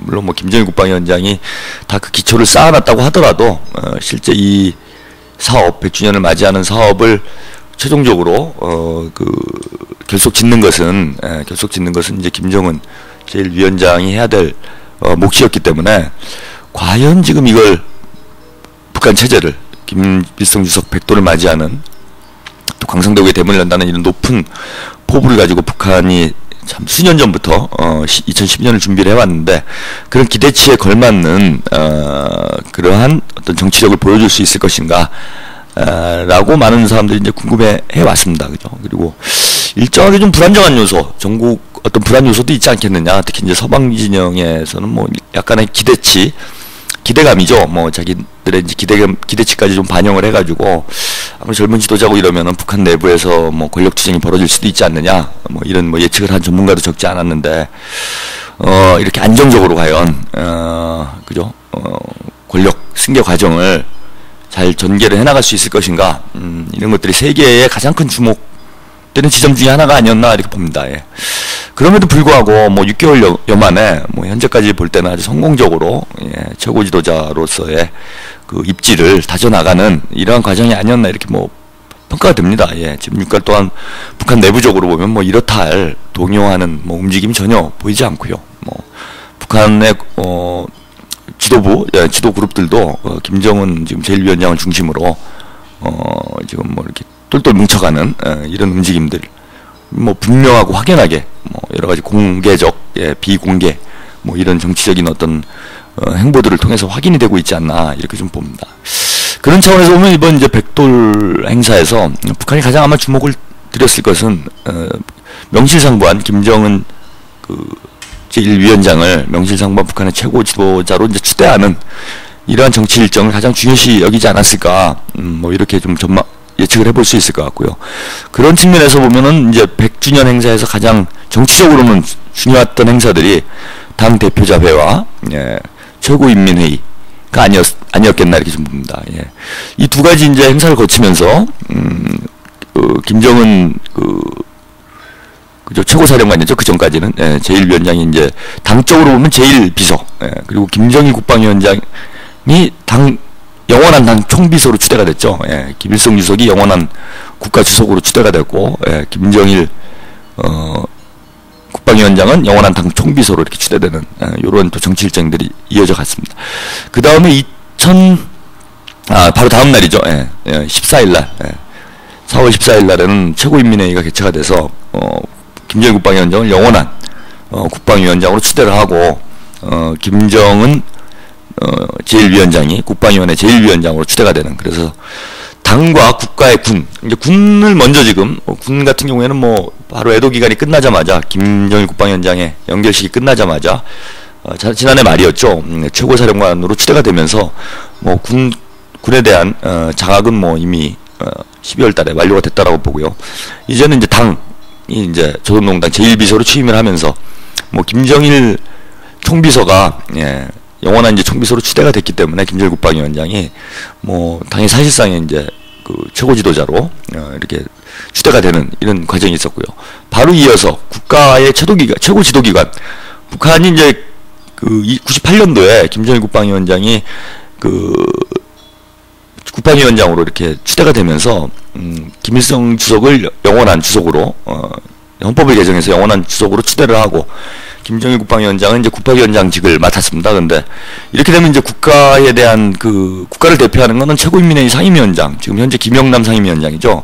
상임위원장이 이제 국가를 대표하게 되는데 최고인민회의에서 다시 또 그 안건을 발의를 해가지고 국방위원회 헌법을 다시 개정을 해서 상임위원장 추대를 이제 고사를 했기 때문에 그 당시에 최고인민회의 상임위원장 추대를 고사를 했기 때문에 국방위원회 헌법을 개정해서 국방위원회를 최고 지도기관으로 조종하는 이런 또 개헌이죠. 우리식으로 표현하면 개헌 절차를 가져갔어요. 그러면서 헌법상으로는 이제 국방위원회가 국가의 최고 지도기관이 되기 때문에 김정일 국방위원장이 영원한 국방위원장으로 추대가 됐다라는 것은 이제 북한 공화국이죠. 국가의 최고 지도자로서 영원히 추대가 되는 이런 절차가 더불어서 제1위원장으로 김정은 제1위원장이 추대가 되면서 이제 국가의 사실상의 국가 최고 지도자로 김영남 상임위원장이 뭐 대외적으로 북한을 대표하긴 하지만은 내용적 실질적으로는 북한을 대표하는 최고 지도자로 이렇게 승계가 됐습니다. 추대가 됐습니다. 그래서 당과 군 국가를 최고 지도자로 추대되는 공식 후계 절차를 이제 최종적으로 마무리하는 이런 과정들이 지난 김일성 주석 탄생 100주년 행사를 맞이하는 시점에 이렇게 좀 진행이 됐고요. 뭐 이거는 김정일 국방위원장의 후계 승계 과정과 비추어서 보면은 상당히 뭐 이른바 속도전적으로 빠르게 지금 진행이 됐다. 그만큼 이제 북한 내부 체제가 상당히 안정적이다. 뭐 이렇게 볼 수 있을 것 같아요. 김정일 국방위원장 같은 경우에는 뭐 그 본인의 애도 기간을 그 3년상을 이제 치러야 된다라는 그 김정일 국방위원장 자신의 의지도 강하긴 했지만은 뭐 여러 가지 대내외적 여건 자체가 국가 체계를 안정적으로 좀 정비하기엔 상당히 어려운 시기였죠. 뭐 이른바 고난의 행군 이라는 시기였고, 뭐 북한에서 뭐 아사자가 발생을 하고 뭐 북한 체제 자체가 이제 유지될 수 있느냐 없느냐 이런 정도야 상당히 위기적 국면이었기 때문에 북한 측에서도 지금 권력 승계 절차를 원만하게 진행하기엔 상당히 좀 부담이 있었던 그런 과정이 있었습니다. 그래서 94년도에 김일성 주석 7월에 김일성 주석이 그 사망을 했죠. 사망을 하고 나서 98년도 3년이 지난 98년도에 가서 비로소 이제 그 헌법 개정을 해서 김일성 주석을 최고 영원한 주석으로 추대를 하고 김정일 국방위원장이 이제 국방위원장직을 최종적으로 그 추대가 되는 이런 이제 절차를 가져갔어요. 그동안 3년 정도 권력 승계 절차가 마무리되는데 이제 3년 정도의 시간이 뭐 그 당시에 특수한 상황이 있다라는 걸 고려를 해도 3년 정도의 시간이 걸렸던 반면에 이번에는 뭐 6개월도 채 안 되는 시기에 북한은 이제 정치 체제 정비가 완전히 마무리가 되고 김정은 제1위원장이 당 국가 군대의 최고 지도자로서 명실상부한 최고 지도자로서 추대가 되는 이런 과정이 단 뭐 6개월 만에 지금 일사천리로 진행이 됐다. 이런 걸로 봐서는 지금 북한 내부에 어떤 권력 이상 징후, 권력의 어떤 균열 현상 이런 건 거의 없다고 봐야 되지 않는가. 그런 측면에서 북한이 주장하는 그 정치 사상 강국으로서의 어떤 그 자신들의 면모를 보여주는 그런 의미를 갖는 그런 정치 일정이 이번 당 대표자회와 그 최고인민회의가 아니었나 이렇게 좀 보이고요. 그 하이라이트와 꽃은 뭐 김정은 그 제1위원장의 예상치 못한 그죠 공개 연설이었죠. 공개 연설이었습니다. 이번에 뭐 인공위성 발사 문제 때문에 해외 유세 언론들이 다 북한으로 가지 않았습니까? 북한에 가서 이제 취재 활동을 벌였고 뭐 특히 조선인민군 창건 조선인민군 창건이 아니죠. 열병식 그죠. 김일성 주석 탄생 100주년을 기념하는 이 열병식 행사가 전체 100주년 행사의 뭐 꽃이라고 할 만큼 특히 이제 군사 강국, 과학기술 강국으로서의 북한의 면모를 과시하는 이런 아주 뭐 가장 하이라이트 행사였는데 그 행사를 앞두고 공개 석상에서 장시간의 공개 연설을 거의 30여 분에 가까운 장시간 동안 김정은 제1위원장 공개 연설을 했습니다. 그래서 전 세계가 뭐 다 그 육성 연설을 지켜봤죠. 사실 김정일 국방위원장 같은 경우에는 93년도인가요? 2년도인가요? 제가 연도가 지금 정확히 기억이 안 나는데, 그 조선인민군 최고사령관으로 추대가 되고 처음 이제 연설 공개석상에서 모습을 드러내서 대외적으로 공개된 육성이 처음 공개됐죠. 아주 짤막한 연설이었습니다. 조선인민군 장병들에게 영광이 있으라라는 짤막한 연설 이후에는 거의 육성이 공개된 바가 없습니다. 그러다가 6.15 때죠. 예, 남북 정상회담이 처음 개최됐던 2000년 6월에 뭐 그때 이제 정상회담을 진행하게 되니까 뭐 취재단들이 당연히 취재를 할 수밖에 없었고 그런 상황에서 처음으로 육성이 공개가 됐습니다. 그러니까 뭐 60세가 거의 다 된 나이에 뭐 그 육성이 본격적으로 이제 공개가 됐고 사실 이렇게 대중 연설이 별로 없었어요. 뭐 북한 내부적으로는 뭐 제가 잘 알 수가 없는데 외부에 공개된 대중 연설은 전혀 없었습니다. 그래서 그런 면에서 보면 이제 조선인민군 장병들의 영광이 있으라라는 연설에 또 90년대 초반에 있었던 연설이 김정일 국방위원장의 유일무이한 이런 대중 연설이다라고 볼 수 있을 것 같고요. 반면에 이제 뭐 김일성 주석 같은 경우에 항일 투쟁부터 해서 이제 국가 지도자로 이렇게 추대가 되는 과정들이 있었기 때문에, 그러니까 뭐 굳이 비유를 하자면은 뭐 운동가적으로 첫 발을 내디딘 거죠. 그러면 아무래도 연설, 그죠? 이제 집권을 하기 전에 이런 뭐 지도자들은 연설력이 상당히 중요하지 않습니까? 그래서 뛰어난 연설가로 아주 뭐 명성을 얻었습니다. 그래서 연설을 김일성 주석 같은 경우에는 뭐 이제 대중연설이라든지 뭐 이렇게 또 신년사안사 같은 경우를 이제 직접 낭독을 해왔고, 지금도 이제 북한에서는 그 김일성 주석 사후에는 뭐 신년사 발표를 안 하잖아요. 신년사 발표를 안 하고 신년 공동 사설이라는 거 발표를 하고 매년 1월 1일이 되면은 김일성 주석의 마지막 신년사 육성을 듣는 것을 대신한다라고 하는데요. 그렇게 보면은 뭐 거의 20년 가까이 북한의 최고 지도자의 공식 석상에서의 연설은 저희들이 이제 들을 수가 없었던, 북한 아마 지도부도 북한 주민들도 거의 마찬가지였을 거라고 봅니다. 뭐 이런 상황이었는데 바로 국가 최고 지도자로 지금 추대가 되자마자 그것도 전 세계가 지켜보는 가운데 북한 최고 지도자로서는 처음이었을 것 같아요. 북한 내부적으로야 이런 연설들이 있을런지 모르겠는데 그야말로 생중계로 전 세계가 지켜보고 있는 가운데 이렇게 연설을 한 것은 뭐 처음이었다. 뭐 제가 알고 있기로 그랬습니다. 예. 뭐 예전에 과거에는 뭐 그런 뭐라 그럽니까, 방송 시스템, 방송 기술 자체가 없었기 때문에 뭐 당연히 안 됐을 거고요. 뭐 처음 맞을 겁니다. 예. 근데 당당하게 대담하게 이런 육성 연설을 진행을 한 것은 김정은 제1위원장뿐만 아니라 북한의 지금 지도 그룹들 그리고 북한 주민들의 어떤 자신감의 표현 아닌가. 자신들의 정치 체제, 국가 체제가 매우 굳건하다라는 것을 대내외적으로 과시를 하기 위해서 이렇게 이제 직접 연설을 하는 이런 모습까지 뭐 연출이 된 건 아닌가 이렇게 좀 보이고요. 뭐 이를 통해서 명실상부하게 이제 김정은 시대가 시작이 됐다. 라는 거를 전 세계에 보여줬습니다. 그리고 뭐 북한 이런 동영상들이 뭐 서방 진영에도 전면적으로 공개가 됐기 때문에 북한 체제가 김정은 제1위원장을 중심으로 해가지고 뭐 지금 완전 무결한지 어떤지는 잘 모르죠. 뭐 제가 안 가봤으니까 전혀 모르겠지만은 상당히 정치적 안정감을 정치적 안정성을 지금 유지를 하고 있다라는 것은 확인이 된 그런 의미 있는 100주년이 아니었나. 그런 측면에서 이번 100주년은 이 세 가지, 북한은 정치 사상 강국이다라는 북한의 주장을 뒷받침할 만한 그런 정치 일정으로서 당대표 자회, 최고인민회의, 그 다음에 김정은 총사령관의 대중 공개 연설, 이것을 좀 주목할 수 있지 않았을까 이렇게 좀 봅니다.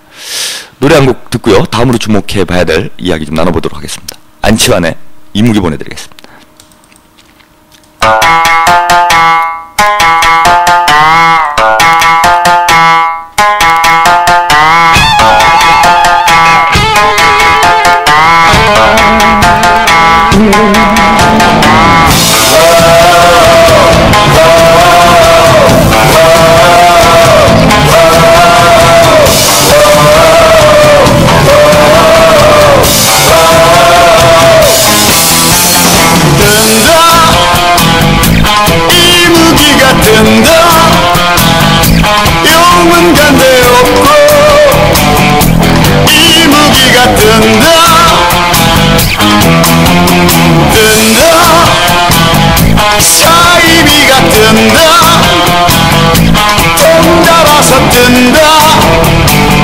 숨이 슬쩍 든다. 향기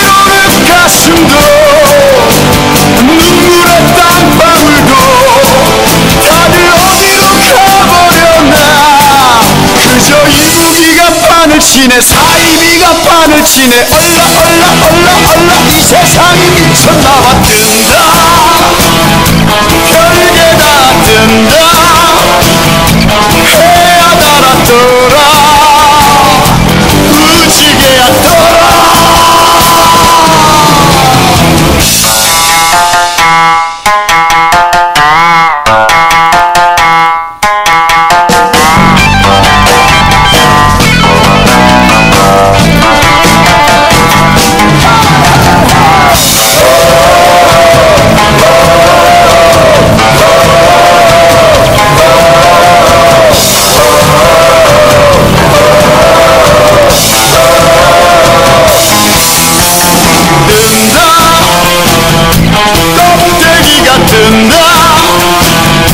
알맹이는 없고 껍데기가 뜬다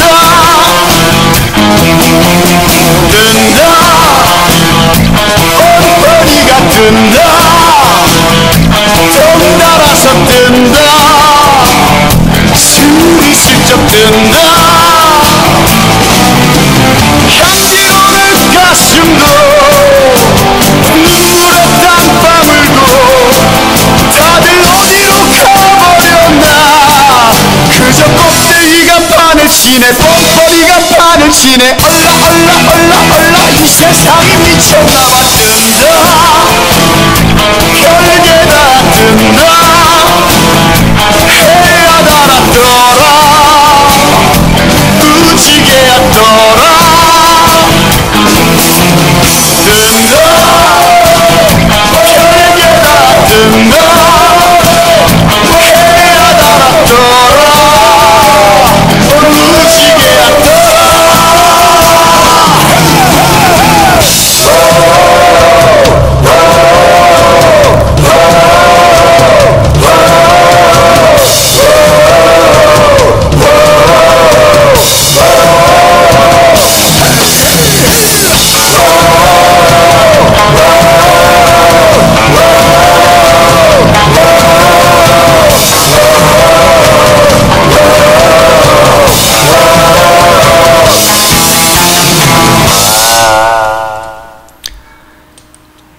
예. 뭐였죠 이 노래가? 예. 이무기. 예. 안치환의 이무기죠. 딴 생각하다가 지금 제가 예. 딴 생각하다가 잊어버렸네 제목을. 예. 채팅창에 막 글 쓰고 있었는데요. 갑자기 노래 끝나가지고 그거 마저 쓰겠습니다. 예. 뭘 써야 돼요 제가. 이 얘기를 꼭 해주고 싶었어요. 이명박 대통령 지금 제가 볼 때 상당히 지금 위험한 상황입니다. 위험한 상황이에요. 제가 오늘 인터넷에서 이러저러 검색을 하다 보니까요.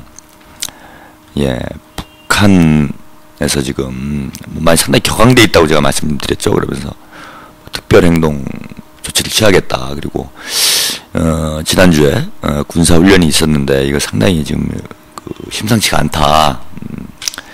뭐 이런 말씀 좀 드렸습니다. 그런데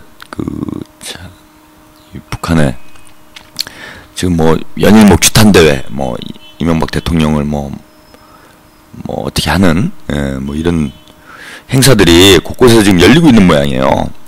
열리고 있는 모양입니다. 그래서 그걸 뭐라고 해야 돼요? 하여튼 뭐 이명박 대통령을 뭔가 응징하는, 규탄하는 이런 무슨 권기 대회, 그죠? 우리도 보수단체들이 그런 거 하잖아요. 뭐 이런 거가 지금 연일 열리고 있는 모양인데, 지금 보니까 뭐 노동자들이 이명박 대통령 허수아비를 만들어가지고, 예, 그걸 막 질질, 목을 매달아가지고 질질 끌고 다니면서, 이런 건 어디 아랍에서나 제가 보게 될 장면, 이라고 생각을 했는데, 예, 아랍이 아니라, 예, 한반도에서 이런 일을 보게 될 줄은 몰랐습니다. 근데 아무튼 뭐, 사진이, 예, 이명박 대통령 허수아비를, 예, 질질 끌고 다니면서 그 사람들이 무슨 뭐, 쇠꼬챙이 같은 걸로 뭐 이렇게 막 찌르고, 뭐 이런 길거리에서, 뭐 이런 지금 장면도 막 사진이 공개가 되고요. 또 이렇게 막 길거리에 또 허수아비를 끌고 가는데 이제 개들이, 세퍼트들이 가서 물어뜯는, 예, 이런 사진도 올라오고 뭐 이런 형국입니다, 이건.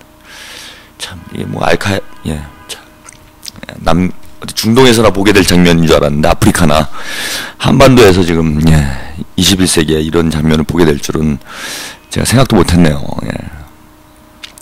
그래서 아마 이명박 대통령 지금 아마 잠도 안 오실 거예요. 이제 뭐 전 모르겠어요. 이제는 좀 참 측은하고 안타까운 분노 뭐 이런 거보다는요 측은하고 안타까운 생각만 드네요. 예. 이분이 어쩌다 이렇게 됐나.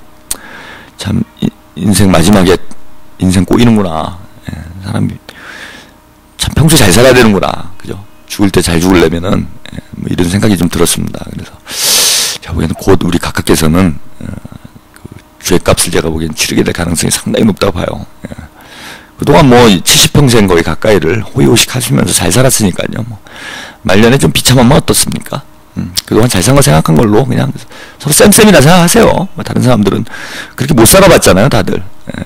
이제 생애 말년까지 힘들게 어렵게 살아가는데 우리 각하는 그죠? 그래도 70 가까이를 나름대로 호의호식하면서 그죠? 하고 싶은 못된 짓 다 해가면서 잘 살았잖아요. 그럼 뭐 마지막에 좀 비참하게 되더라도 그래야 뭐 세상이 공평한 거죠. 나쁜 짓 하고도 누구는 편안하게 잘 살다가 호의호식하다가 죽고 누구는 착하게 살다가도 착하게 열심히 살았는데도 온갖 고생을 다 하면서 가고 이러면 안 되잖아요. 그죠? 그래서 정의가 살아있다는 걸 보여주기 위해서라도 각하의 말년은 매우 비참해야 돼요. 그게 그래야 이제 우리 후손들에게 우리가 똑바로 살아야 되겠구나 이런 좀 교훈을 남겨줄 수가 있습니다. 그래서 나중에 뭐 전래동화로 제가 보기에는 이런 그지. 그럼 이제 시골쥐와 서울쥐 뭐 이런 얘기처럼 이건 뭐 무슨 쥐, 뭐 청와대에 올라간 쥐 뭐 이래가지고 나중에 이거 전래동화로 만들어가지고 후손들에게 길이길이 이거 그죠 교훈으로 남겨야 돼요. 사기치고 대통령 되면 안 된다. 대통령 돼서 사기쳐도 안 된다. 그죠? 자기 혼자만 잘 먹고 잘 살겠다고 국민들 괴롭히는 사람 말년에 비참하게 아주 그냥 태어난 걸 후회하게 될 정도로 인생 조지게 된다. 이런 교훈을 꼭 남겨줘야 된다고 봅니다. 예, 그리고 이제 두 번째로 주목해 봐야 될 걸 또 얘기를 해야 되겠네요. 두 번째로 주목해 봐야 되는 거는 뭐 제가 아까 강성대국이라고 북한에 주장하면서 이제 군사강국 요런 측면이 하나 있다 이렇게 말씀 좀 드렸는데 뭐 북한이 아무래도 그 뭡니까 성군 정치를 하는 나라이기 때문에 이제 성군 정치라는 게 말 군대를 앞세워서 모든 문제를 해결해 나간다 뭐 요런 정치다라고 이해를 하시면 될 것 같아요. 그래서 군대를 앞세워서 이제 모든 문제를 해결해 나간다라는 거는 그죠? 나라를 지키는 데서만 군대를 쓰는 게 아니라 뭐 국가 건설을 추진하고 국가 경제를 일으키고 이런 데서도 또 사회 문화적인 이런 부분에서도 군대가 앞장서서 좋은 걸 만들어 나간다 뭐 이런 뜻으로 이해를 하시면 될 것 같아요. 뭐 그러다 보니까 군사력 문제를 상당히 강조를 해왔고 또 이게 성군 정치 뭐 이런 걸 떠나서 북한이 처해 있는 지금 대외적 환경 뭐 미국하고 또 주변국들 뭐 한국이나 일본이 미국과 동맹을 맺고 뭐 계속 군사적으로 압박하는 이런 위치에 이런 지정학적 조건에서 이제 국가 건설을 해나가야 되는 이런 조건에 있는 나라이기 때문에 아무래도 뭐 자국을 방어할 수 있는 능력을 기르는 문제, 국가적으로 상당히 중요한 문제일 수밖에 없다고 봅니다. 그런 차원에서 북한이 이제 군사적인 어떤 그죠 능력을 확보하는 것 이것이 국가 생존을 위해서 가장 절박하고 이제 중요한 이런 과제가 아니겠는가. 뭐 이런 측면에서 보면 이제 군사 강국 문제도 뭐 정치 사상 강국의 문제 못지않게 북한에서는 매우 절박한 이런 뭐 현안이 아니었나 이렇게 좀 보이고요. 그런 측면에서 뭐 이번 그 김일성 주석 탄생 100주년 행사에서 가장 주목되는 거는 아까 말씀드린 열병식 군사 퍼레이드가 아니었나 이렇게 좀 봅니다. 예. 요거 외에도 좀 주목해봐야 될 게 하나 더 있었는데 뭐였냐면은 조선인민군 무장전시관이라는 곳을 개관을 했어요. 그러니까 무장전시관이라는 게 뭐냐면 무기 전시장 뭐 이렇게 보시면 될 것 같아요. 그러니까 무기 박물관. 이게 박물관이 아니고 현존하는 무기를 있는 그대로 다 보여주는 거기 때문에 요런 행사도 두 가지가 있었습니다. 그래서 열병식과 북한의 어떤 군사적 능력을 대외적으로 보여주는 요런 그 행사가 열병식과 조선인민군 무기전시관 그 개관식 이 두 가지가 진행이 됐는데요. 뭐 깜짝 놀랄 만한 뭐 무기들이 공개가 돼가지고 뭐 전 세계가 지금 뭐 상당히 지금 놀라고 있습니다. 뭐 그걸 하나하나 뭐 다 볼 수 있으면 좋을 것 같은데요. 뭐 시간상 그러기는 어려울 것 같고 일단 뭐 제일 주목되는 게 아까 뭐 누누이 말씀드렸다시피 그 신형 대륙간 탄도미사일이 공개가 된 것, 이것이 제일 주목해 봐야 될 것이 아닌가. 그래서 2010년도에 이른바 무스탄 미사일이라고 그러죠. 대륙간 탄도미사일을 북한 측에서 이제 공개를 했는데, 그 탄도미사일보다 뭐 중량과 길이, 무게가 더 커진 그런 이제 대륙간 탄도미사일이었다, 이렇게 보시면 될 것 같아요. 그래서 운반 그 발사체, 그죠? 발사체 운반 차량이죠. 운반 차량도 보면은 그 2010년에 공개된 무스탄 그 미사일보다는 운반 차량이 바퀴가 2개가 더 늘어났죠. 그러니까 한 축이 더 늘어났습니다. 한 축이 더 늘어났어요. 그래서 그 이번에 공개된 그 뭐죠? 대륙간 탄도미사일, 이번에 공개된 대륙간 탄도미사일은 8축, 그러니까 바퀴가 16개, 축이 8개고 바퀴가 16개인 차량으로 보시면 될 것 같습니다. 그러니까 바퀴가 한 축이 더 늘어난 거죠. 그만큼 비중과 길이가 늘어났다, 이렇게 보시면 될 것 같고, 그 무스탄 뭐 로켓 같은 경우에는 앞쪽 모양이 둥글게 생겼죠. 어린아이 젖병 모양처럼 둥글게 생겼고, 이번에 공개된 신형 대륙간 탄도미사일은 뾰족하게 생겼습니다.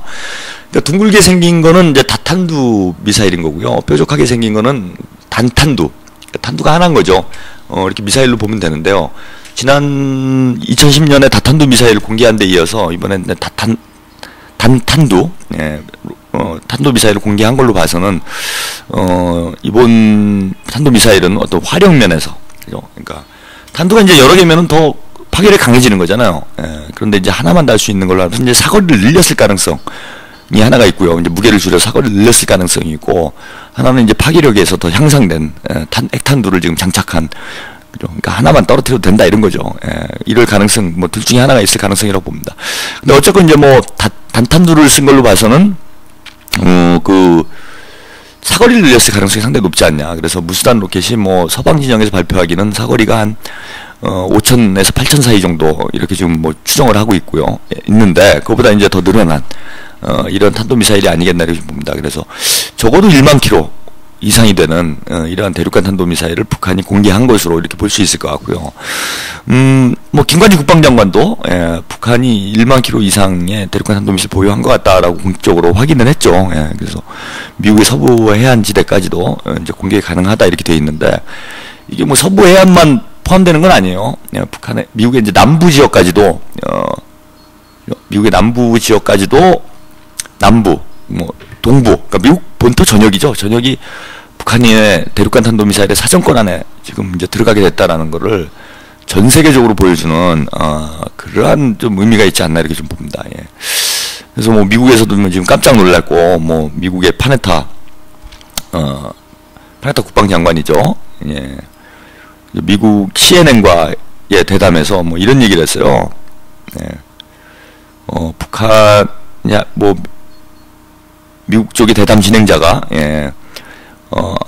한반도가 세계에서 가장 위험한 지역이 아니냐, 이렇게 질문을 하니까, 그렇다. 우리는 알다시피 우리는 그 지역에서 거의 매일 전쟁 직전 상태에 있다.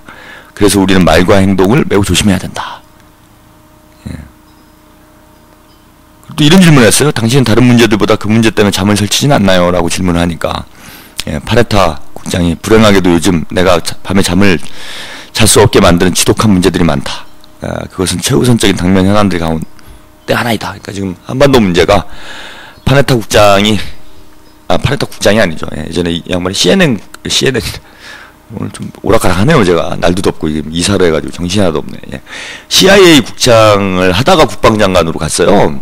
이런 경우가 제가 알기로는 뭐 이렇게 많지 않았던 걸로 아는데, 리언 파네타 국방장관이죠.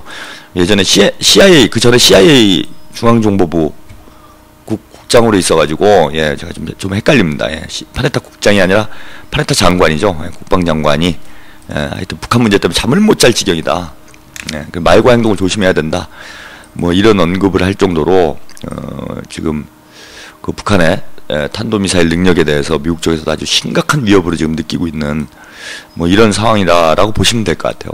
그것을 전면적으로 공개했다라는 건 뭐 그죠? 북한의 군사력이 이제는 뭐 미국 못지않은 그리고 아까도 뭐 말씀을 좀 드렸지만은 북한 조선인민군 총참모장 리용호 차수가 이동식 그 발사체라는 거를 확인을 해줬죠. 예, 이동식 발사체다. 그래서 그 발사 차량이 그냥 그날 뭐 열병식에 참가하기 위해서 미사일을 싣고 나타난 게 아니라 그 발사 차량에 항시적으로 대륙간 탄도 미사일을 뭐 제가 정확한 이름은 알 수 없는데 그 대륙간 탄도 미사일을 싣고 다니면서 그죠? 싣고 다니면서 그 발사를 하는, 그러니까 즉 미국이 어디서 발사할지 알 수가 없는 그런 인공위성이다라고 인공위성이 아니라 탄도미사일이다 보시면 될 것 같아요. 게다가 북한 뭐 전역이 3분의 2가 이제 그 뭡니까? 북한 땅의 3분의 2가 산간지대 아닙니까? 그리고 이제 북한 북부 지역, 뭐 자강도나 이런 곳으로 가면은 뭐 해발 높이가 상당 수준에 있는 뭐 백두산 인근 자락이나 이런 뭐 아주 뭐 밀림이 그죠? 아주 한없이 이렇게 펼쳐져 있는데 그런 뭐 밀림 속에 들어가가지고 이 탄도미사일 공격을 하게 되면은 미국이 뭐 방어할 수 있는 대응 수단이 전혀 없습니다. 지금 현재까지는 뭐 MD를 개발했다라고 해도요.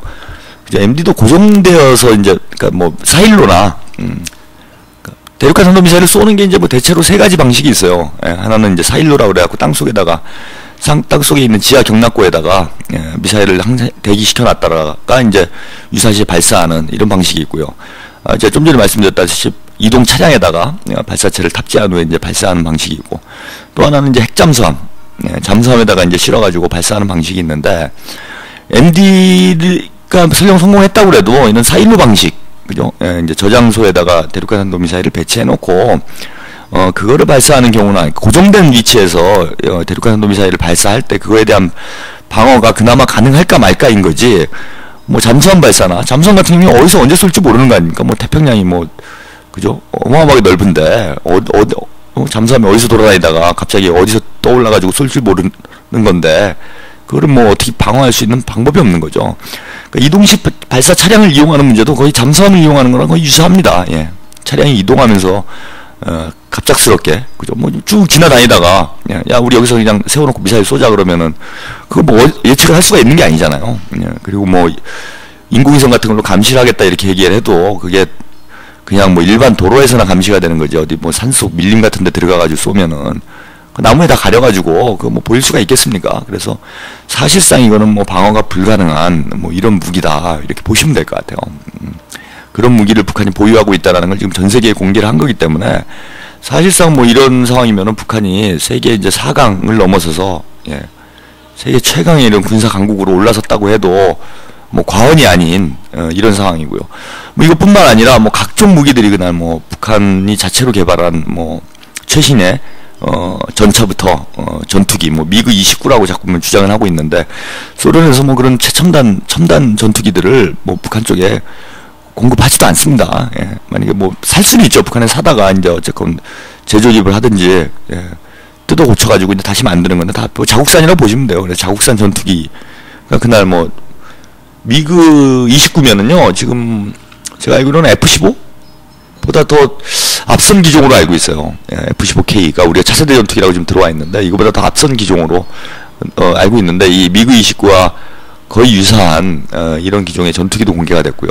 그 아까 이제 전차 최신의 전차도 모습을 드러냈다고 그랬는데 전차 같은 경우에도 T-80과 이제 유사하다 이렇게 뭐 주로 이제 러시아나 뭐 중국 쪽의 무기들하고 자꾸 비교를 하지 않습니까? 이제 북한 무기에 대한 우리 정보가 뭐 일철하기 때문에 뭐 그런 것까지 이제 비교를 하다 보니까 이렇게 되는데 T-80과 이제 거의 유사하게 생겼다 뭐 이렇게 지금 분석을 하고 있어요. 근데 T-80이 미국의 에브라함 전차죠. 에브라함 전차 미국의 이제 가장 그 최신의 전차라고 할 수 있는데 이 에브라함 전차하고 성능이 거의 뭐 대등한 이런 전차로 보시면 됩니다. 그런 전차가 지금 북한은 이제 주력 전차로 좀 배치가 되어 있고요. 그 다음에 무인 정찰기 혹은 뭐 무인 폭격기 전투기로 보이는 그런 발사체의 모습도 뭐 확인할 수가 있었고요. 뭐 그 다음에 뭐 초음파 발사를 하는 이런 장갑차의 모습도 볼 수가 있었습니다. 그래서 뭐 육해 공군, 뭐 해군은 뭐 그날 하여튼 뭐 해군은 열병식을 하기 어려우니까요. 해군의 모습 볼 수 없었지만은 육군과 공군, 그 다음에 로켓군, 북한의 어떤 전력을 뭐 눈으로 확인할 수 있었던 것이 그 당시에 이번 열병식이 아니었나. 그래서 북한이 세계 최고 수준의 이런 군사 대국의 반열에 올라섰다라는 걸 뭐 눈으로 목도할 수 있는 이런 열병식이었다고 보고요. 또 하나 흥미로운 게 아까 말씀드렸다시피 그 조선인민군 무장 전시관 이제 개관식이 진행이 됐는데 이 행사에도 김정은 이제 제1위원장이 참석을 했습니다. 그래서 참석을 해가지고 쭉 둘러봤는데 저도 뭐 사진이나 그 동영상을 통해서 그 무장 전시관 모습을 봤는데 뭐 깜짝 놀랐습니다. 이게 무장 전시관이라고 그래가지고 저는 박물관 같은 거 옛날에 썼던 무기들 이렇게 모아놓은 건 줄 알았더니 북한의 이제 과거 무기부터 현재 최첨단 무기까지 북한의 군사력의 현주소를 과거와 현재 미래를 모두 볼 수 있는 이런 전시장이더라고요. 뭐 부지도 어마어마하고요. 제가 뭐 이게 정확히 비유가 될 만한 게 안에서 기차를 타고 다니면서 관람을 할 정도예요. 근데 뭐 전투기나 뭐 대형 미사일 탱크 같은 걸 실내에 전시할 수가 없잖아요. 그래서 실내 뭐 일부 뭐 전차 같은 경우는 실내에 전시하는 경우도 제가 봤는데 뭐 전차, 야포, 뭐 무슨 그 뭐 기관총, 그다음에 자동 소총 뭐 이런 것들은 이제 실내에 많이 전시가 되어 있고요. 근데 전투기 같은 거를 실내에 전시하려면은 뭐 이제 전시장 규모가 너무 커야죠. 그러니까 야외 전투기 같은 게 이제 야외에 이렇게 전시가 돼 있더라고요. 그래서 야외에서 김정은 그 제1위원장이 기차를 타고 관람용 기차가 있어요. 뭐 디즈니랜드 가면 뭐 그런 기차 있잖아요. 기차 디즈니랜드가 원체 넓으니까 기차 타고 다니면서 이렇게 구경하고 이러는데 그런 것과 유사하게 안에 그 궤도 열차가 있어가지고 그 궤도 열차를 그 참관자들이 이제 타면서 이렇게 다니면서 구경을 하더라고요. 그래서 이제 그런 전시관을 지금 개관을 했는데 지금 깜짝 놀란 게 아마 이건 뭐 지구상에 이런 전시장이 없을 겁니다. 그죠? 무기반을 그 집중적으로 이렇게 전시하는 이런 전시장은 제가 뭐 처음 보는 걸로 알고 있고요. 미국에도 아마 이런 건 없을 거예요. 왜냐하면 무기 같은 경우에 이거는 뭐 다 그 기밀 사항에 들어가기 때문에 뭐 이런 거를 상설적으로 그것도 이렇게 전시하는 경우는 별로 없죠. 뭐 간혹 뭐 에어쇼나 무기 쇼 같은 걸 하는 경우들이 있어요. 이제 무기 판매를 위해서 무기상들이 모여가지고 에어쇼 같은 걸 좀 하죠. 그런 거는 봤으나 이렇게 상설 전시관을 만들어 놓은 건 처음 봤는데요. 제가 이런 생각을 했어요. 그걸 보면서 야, 이제 북한이 본격적으로 이게 무기 시장에 뛰어드나 보다.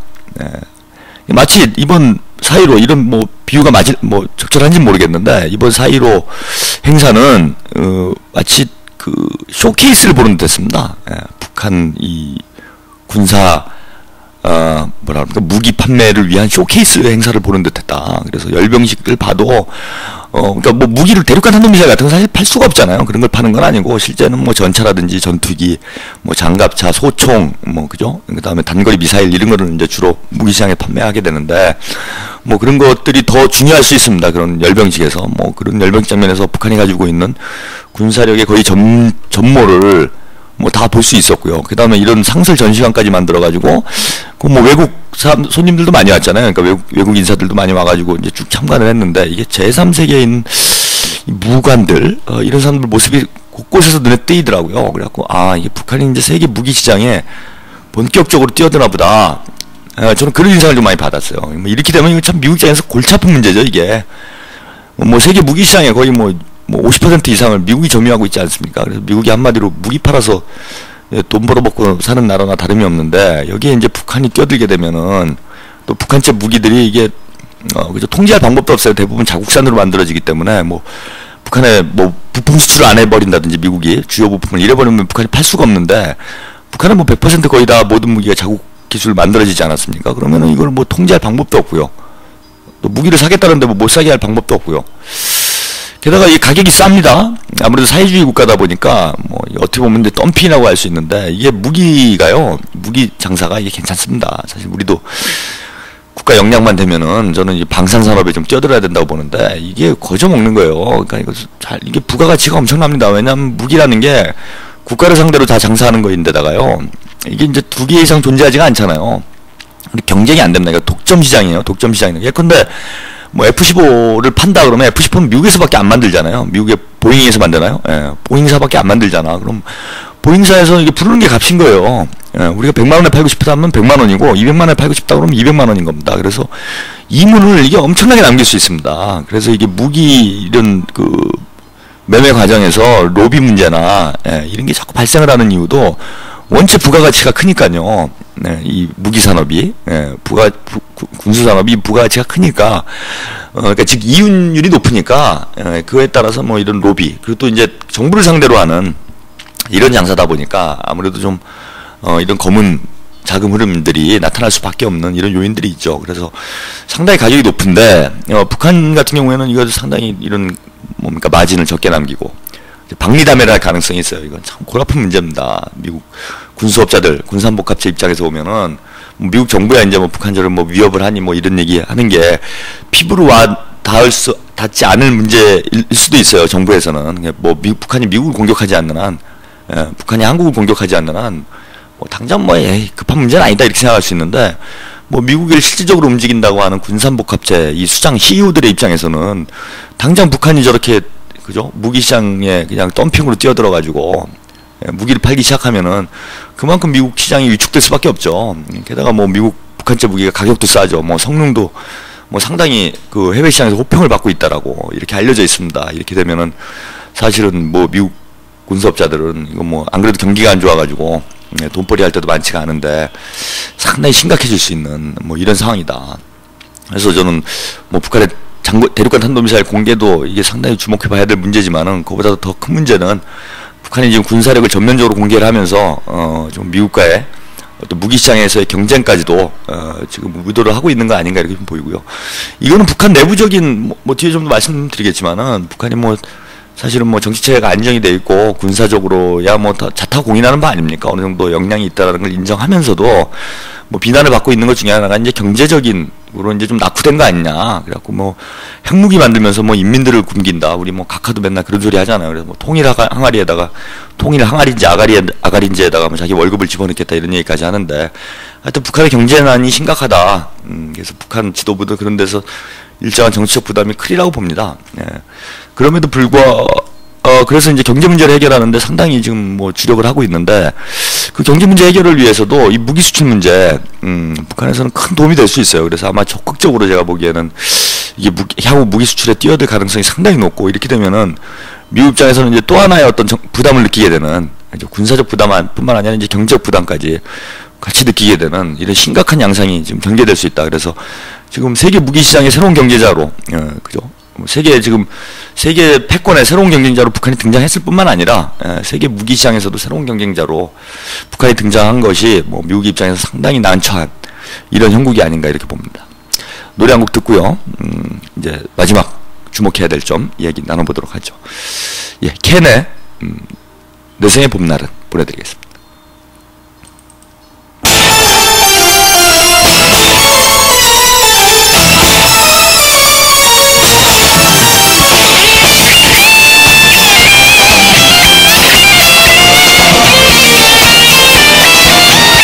이르는 나는 뿌듯가는 내 세상처럼 누벼가며 두 주먹으로 또 하루를 겁없이 살아간다.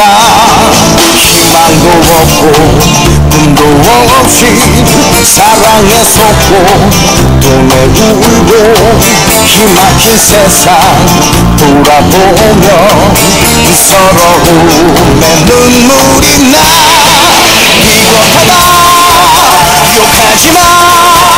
더러운 뒷골목을 헤매고 다녀도 내 상처를 끌어안은 그때가 곁에 행복했다.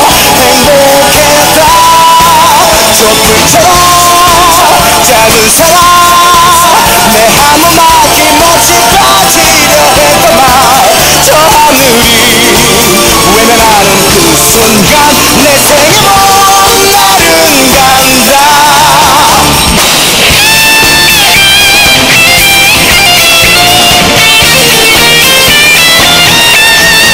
이 세상 어딜 둘러봐도 언제나 나는 혼자였고 시린 고독과 악수하며 왜 길을 걸어왔다. 멋진 남자로 살고 싶어 안간힘으로 버텼는데 막다른 길에 가로막혀 비참하게 부서졌다. 비겁하다 욕하지마. 더러운 뒷골목을 헤매고 다녀도 내 상처를 끌어안은 그대가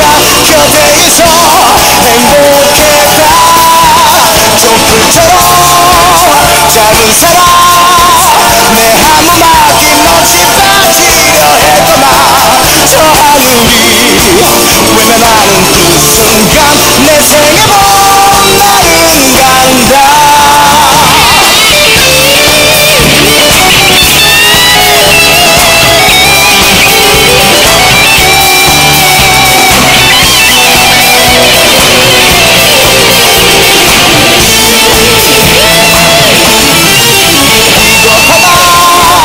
욕하지마 더러운 뒷골목을 헤매고 다녀도 내 상처를 끌어안은 그대가 곁에 있어 행복했다 촛불처럼 짧은 사랑 내 한마디 멋이 빠지려 했더만 저 하늘이 외면하는 그 순간 내 생애도 나는 간다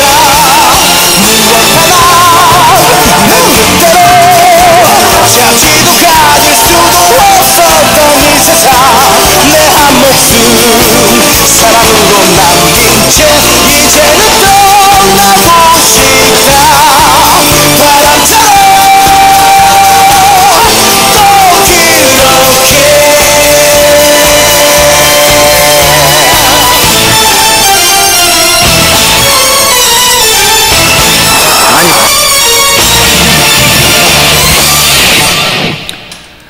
예, 캔의 내 생의 봄날은 보내드렸습니다. 예. 저 혼자 떠들려면 힘들어요. 그냥 웬만하면 신청곡 좀 보내주셔야 돼요. 그죠? 예. 이게 생각보다 2시간 동안 그것도 매주 다른 얘기를 가지고 거의 뭐 비슷한 얘기긴 하지만 다른 얘기를 가지고 떠드는 게 생각보다 그렇게 쉽지는 않습니다. 예. 그래서 여러분들이 제가 간혹 노래를 신청 부탁드리면은요, 그때는 바로바로 쏴주셔야 돼요. 아, 제가 좀 힘들구나 지금. 혹은 뭐 제가 더 이상 할 얘기가 없구나, 뭐 이런 상황이다라고 대충 눈치를 채주시고 바로바로 신청곡을 보내주시면은 제가 방송을 하는데 큰 도움이 되겠습니다. 오늘 마지막 곡으로는요, 윤태규의 My Way 요거 보내드리도록 할게요. 요거 보내드리고 뭐 거의 끝날 무렵에 거의 뭐 시간 이제 뭐 거의 마무리할 시간이 돼가고 있네요. 끝날 무렵에 보내드리도록 하겠습니다. 그리고 이제 뭐 마지막으로 주목을 해서 볼 거는요, 이제 북한이 과연 이제 아까 좀 전에도 말씀 좀 드렸는데, 이제 경제 문제 과연 어느 정도 해결을 했을 것인가. 이번 이제 강성대국의 대문을 연다고 그랬는데, 그 대문을 연 것 중에서도, 북한 입장에서는 가장 중요하게 지금 강조를 해왔던 게 이제 경제 문제고요. 경제 문제를 풀어야, 사실 뭐 정치 강국, 군사 강국이라고 해도, 당장 북한 주민들이 이제 잘 먹고 살기가 힘들면은, 그건 뭐 강대국이다 누가 인정을 해주겠습니까? 인정을 해줄 수도 없고, 그러니까 우리 각하도 이제 자꾸 북한에 대해서 뭔가 빈정거리고, 찝쩍거리고, 시비를 걸고 뭐 이러고 있는 건데, 그래서 북한이 이제 경제 문제를 해결하는 것이 이번 그 강성대국의 대문을 열겠다라고 선언한 김일성 주석 탄생 100주년을 맞이하는 데서 이제 가장 중요한 문제가 아니었나 이렇게 좀 봅니다. 그래서 이제 그런 것들이 어떤 것이 있을까? 제가 이제 뭐 이것저것 이렇게 주목해서 봤어요. 그런데 사실 이제 경제 현황을 북한 주민들의 이제 생활상을 직접 가서 보지 않는 한은 뭐 북한의 이제 어떤 경제 지표 이런 것이 잘 발표도 안 될 뿐더러 뭐 이 자본주의하고 이제 사회주의하고 이제 국가 통계의 어떤 격차와 거리도 좀 있지 않습니까? 그래서 예컨대 뭐 GDP 이런 거는 자본주의 개념에서 이제 사회주의 국가를 분석을 하면은 뭐 GDP가 상당히 적을 수밖에 없죠. 특히 북한같이 자립형 사회주의 뭐 이런 체제를 지금 지향하고 있는 국가는 GDP 규모가 작을 수밖에 없습니다. 반면에 우리는 뭐 GDP가 실제 어떤 경제적인 능력보다 확대될 수밖에 없어요. 그런 이유는 뭐냐면 수출입이 많죠. 우리는 대부분 이제 다른 나라에서 원자재를 이제 수입을 해다가 이걸 가공을 해가지고 수출하는 뭐 이런 형태의 국가 체제를 운영을 하고 있기 때문에 당연히 뭐 GDP가 커지죠. 그러니까 석유 같은 거 많이 사오게 되고, 그리고 또 많이 또 사온 거를 이제 우리 내부적으로 쓰면 모르겠는데 대부분 수출을 하죠. 대부분 수출을 해버리니까 외부로 또 많이 나가고. 그러니까 GDP가 이런 국가에서 한 해 소모된 어떤 그 재화의 총량을 의미하는 거기 때문에 수입된 것과 수출된 것 모두 합쳐지게 돼 있습니다. 그러니까 당연히 우리는 규모가 실제 우리 경제 규모보다 저는 한 80% 정도가 거의 뭐 수출용으로 우리가 만들어진다 이렇게 보면 되니까요. 실제 우리 GDP의 한 20% 정도가 우리 국민들한테 혜택이 돌아간다 이렇게 보시면 될 것 같아요. 20% 정도. 그러니까 우리가 뭐 $2만 달러다. 2만 달러라 그러더라도 실질적인 어떤 국민소득은 뭐 한 3, 4천 불 이 정도로 봐야 되지 않겠냐. 그래서 우리가 뭐 대기업들 잘 나가고 수출을 잘하는 것 같은데 이상하게 이제 서민들, 뭐 노동자들, 뭐 이런 사람들 생활이 안 나아지고 있는 요인 등이 하나도 외향적으로만 성장이 된다는 거예요. 이제 그 경제 규모는 거품처럼 커지는데 이 거품처럼 커진 경제가 사실은 우리 국민들의 실질적인 어떤 삶의 질을 향상시키는 데 가는 게 아니라 그냥 숫자만 높아지는 외형만 성장하는 뭐 이런 구조기 때문에 아무리 수출을 많이 해도 이렇게 우리 살림살이는 그닥 나아지는 것 같지 않은, 오히려 더 나빠지는 듯한 인상을 좀 받는 거죠. 반면에 이제 북한과 같이 자립형 사회주의 형태의 국가는 뭐 일단 수입량 자체가 없으니까, 수입량 자체가 매우 적죠. 뭐 전혀 없는 건 아니겠지만 매우 적기 때문에 그죠. 그 경제 규모가 실질 경제력보다는 이제 축소되는 듯한 인상을 받게 되고요. 또 하나는 이제 거의 수출이 없죠. 외부적으로 이제 자기들이 필요한 것만 딱 만들기 때문에 뭐 해야 됩니까? 실제 필요한 것보다 더 많이 GDP가 팽창하지는 않는다는 겁니다. 그래서 뭐 북한 인구가 3천만이니까 그 3천만 인구가 거의 대비되는 형태의 GDP를 유지하는 거죠. 그래서 아까 말한 우리가 이제 80% 정도가 그 거품이라고 얘기를 했는데, 그 거품을 제거하고 나면은 뭐 남북 경제 격차가 뭐 40배니 50배니 뭐 이런 얘기는 저는 좀 과대한 얘기라고 봅니다. 그런데 이런 이제 어쩌고 지표상에 이런 뭐 그 차이라고 그러죠. 갭 뭐 이런 것 때문에 사실 뭐 객관적으로 북한 경제가 어느 정도 낮았는지 이것을 확인하기는 상당히 어렵다고 봅니다. 그래서 가서 직접 보든지 사람들의 생활이 어떤지, 아니면 북한의 국가적 통계들을 자본주의적인 어떤 상황에 맞게 이거 재가공을 해가지고 할 수 있는 어떤 지표를 만들든지 이러지 않는 한은 실제 뭐 한국과 북한을 경제력으로 비교하기 상당히 어려운 점이 있죠. 그런 면에서 뭐 북한 경제 문제와 관련해서 뭐 단편적으로 우리가 이제 뭐 분석할 수밖에 없을 것 같은데요. 뭐 이제 단편적이라는 거는 뭐 여러 가지 그 공공시설, 뭐 특히 이제 건축 문제, 우리도 그러잖아요. 이제 건축이 능력이 국가 경제력을 이제 그 가장 집중적으로 좀 보여주는 거 아닙니까? 그래서 뭐 우리가 뭐 빌딩을 짓고 뭐 4대강을 파고 댐을 만들고 이런 이제 국가적인 토목 능력, 이것이 그 나라의 국가의 경제력을 보여줄 수 하나 있는 지표라고 본다라면은 지금 북한 경제가 상당히 호전되고 있다. 뭐 강대국 수준까지는 모르겠는데 상당 수준에 호전되고 있다라는 여러 가지 징표들은 친구들은 많이 확인이 되는 것 같아요. 그래서 이번에 뭐 인공위성 발사도 그런 면의 하나죠. 상용위성을 발사할 수 있을 정도로 일단 과학기술적인 어떤 토대가 북한이 좀 충분히 갖춰져 있는 상황 아니냐, 이렇게 좀 보이고요. 뭐 남쪽에서도 좀 논란이 됐는데 뭐 한 8억 달러 정도가 소요된다. 뭐 인공위성 한번 발사하려면은 8억 달러까지는 모르겠지만요. 뭐 북한이 발사장도 지어야 되고 뭐 발사체도 만들어야 되고 위성까지 만들어야 되니까 우리보다는 돈이 좀 많이 들었겠죠. 근데 우리가 나로 발사하는데 한 2조 가량 들었다고 그러죠. 러시아 쪽에 한 5천억 원 정도를 러시아 쪽에 제공을 했고, 우리 자체로 이제 위성 개발도 해야 되고, 또 발사장 어딥니까? 그 동네 고흥인가요? 고흥이 하여튼 위성 발사장인데 발사장도 만들어야 되고, 뭐 이러면 우리도 한 2조 원 가량 정도 나로 발사하는데 이제 뭐 사용을 했다고 그러니까 2조 원이면은 대략 얼마입니까? 1억 달러 정도, 1억 달러가 좀 넘는, 요런 정도 봐야, 1억 한 5천 달러? 뭐 이런 정도로 봐야 되니까 뭐 그 정도는 8억 달러까지는 모르겠지만 한 뭐 그 정도는 들었다라고 뭐 볼 수가 있을 것 같아요. 그러니까 그 돈 가지고 쌀을 사서 주민들 먹여야지 뭐 인공위성을 쏘느냐 뭐 이런 비난을 하시는 분들도 있던데, 그건 뭐 좀 웃기는 얘기고요. 제가 볼 때는. 그러니까 그 정도 비용을 우주 개발에 투여할 수 있을 정도로 지금 뭐 북한 경제가 상당히 여유가 있다 이런 거고, 또 아무래도 뭐 인공위성을 쏘게 되면 또 그 근본한 경제 효과가 나타나잖아요. 부가가치가 발생을 하기 때문에 그거는 뭐 그냥 우주에다 갖다 버리는 게 아니라 뭐 투자의 개념으로 이렇게 볼 수 있으면 될 것 같습니다. 그리고 이번에 보니까 뭐 북한에서 아주 특히 평양에서는요, 대규모 건축물들이 많이 개관식을 했어요. 아까만 말씀드린 조선인민군 무장전시관, 뭐 말씀드렸고요. 아까 주간 한반도 소식에서 말씀드렸죠. 그 고기상점, 뭐 영건평 500평방미터, 한 1,500만 평 정도 되는, 1,500평 정도죠. 축구장 한 개 정도 크기라고 그러네요. 이 정도의 고기상점을 만들기도 하고요. 또 태권도 성지라고 해서 우리나라도 있죠. 뭐 태권도의 그 성전인가요? 하여튼 뭐 그런 거 있잖아요. 국기원인가? 그런 거 만들었는데, 그런 것처럼 이제 태권도 이런 기념관도 만들고, 뭐 이번에 경축 행사들도 보면은 뭐 상당히 대규모로 이렇게 진행이 되는 걸로 봐서는 전체적으로는 어쨌건 간에 그것이 어느 수준인지는 모르겠으나 북한 경제가 어느 정도 이제 호전세에 들어가고 있고 강대국이다라는 얘기 정도는 아니어도 북한 경제가 어느 정도 이제는 그 선진국 수준에 올라갈 수 있는 그런 기초 토대가 있다라는 거는 어느 정도 확인되는 이런 100주년이 아니었나 이렇게 좀 봅니다. 이렇게 이제 종합해서 보면은요, 이제 이번 100주년 행사, 뭐 아직까지는 이제 남쪽에는 보도 통제 때문에 우리가 뭐 실상을 세밀하게 볼 수는 없었지만은 북한의 국력 자체가 전반적으로 상당 수준에 올라서는 이런 100주년이 아니었나 이렇게 좀 보이고요.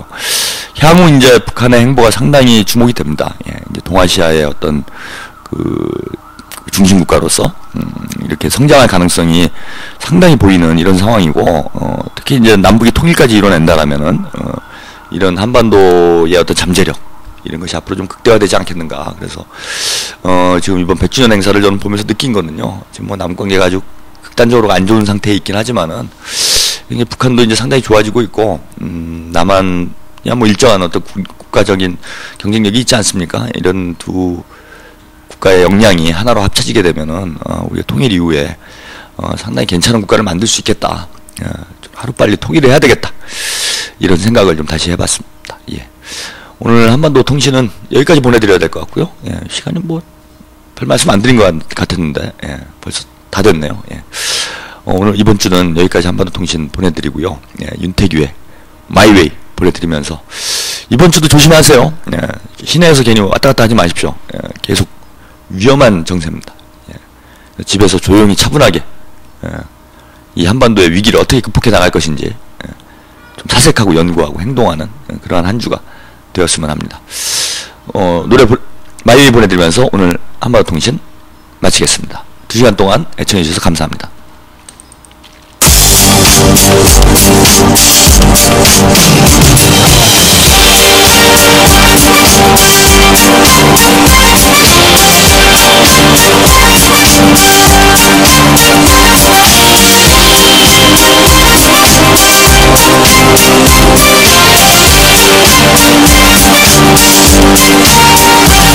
아주 멀리 왔다고 생각했는데 돌아다볼 것 없네. 정말 높이 올랐다 느꼈었는데 내려다볼 것 없네. 처음에는 나에게도 두려움 없었지만 어느새도 마른 몸으로 결연히 있었어. 누구나 한 번쯤은 넘어질 수 있어. 이제와 주저앉아 있을 순 없어. 내가 가야 하는 길에 쓰러진 날까지 일어나 한번 어부딪혀보는 거야. 외로운 등산 앞에서 무릎 꿇고서 공기도 하려 했어. 처음처럼 또다시 돌아가려고 무작정 찾으려 했어. 처음에는 나에게도 두려움 없었지만 어느새요 마른 몸으로 변해 있었어. 누구나 한 번쯤은 넘어질 수 있어. 이제와 주저앉아 있을 순 없어. 내가 가야 하는 길에 쓰러진 날까지 일어나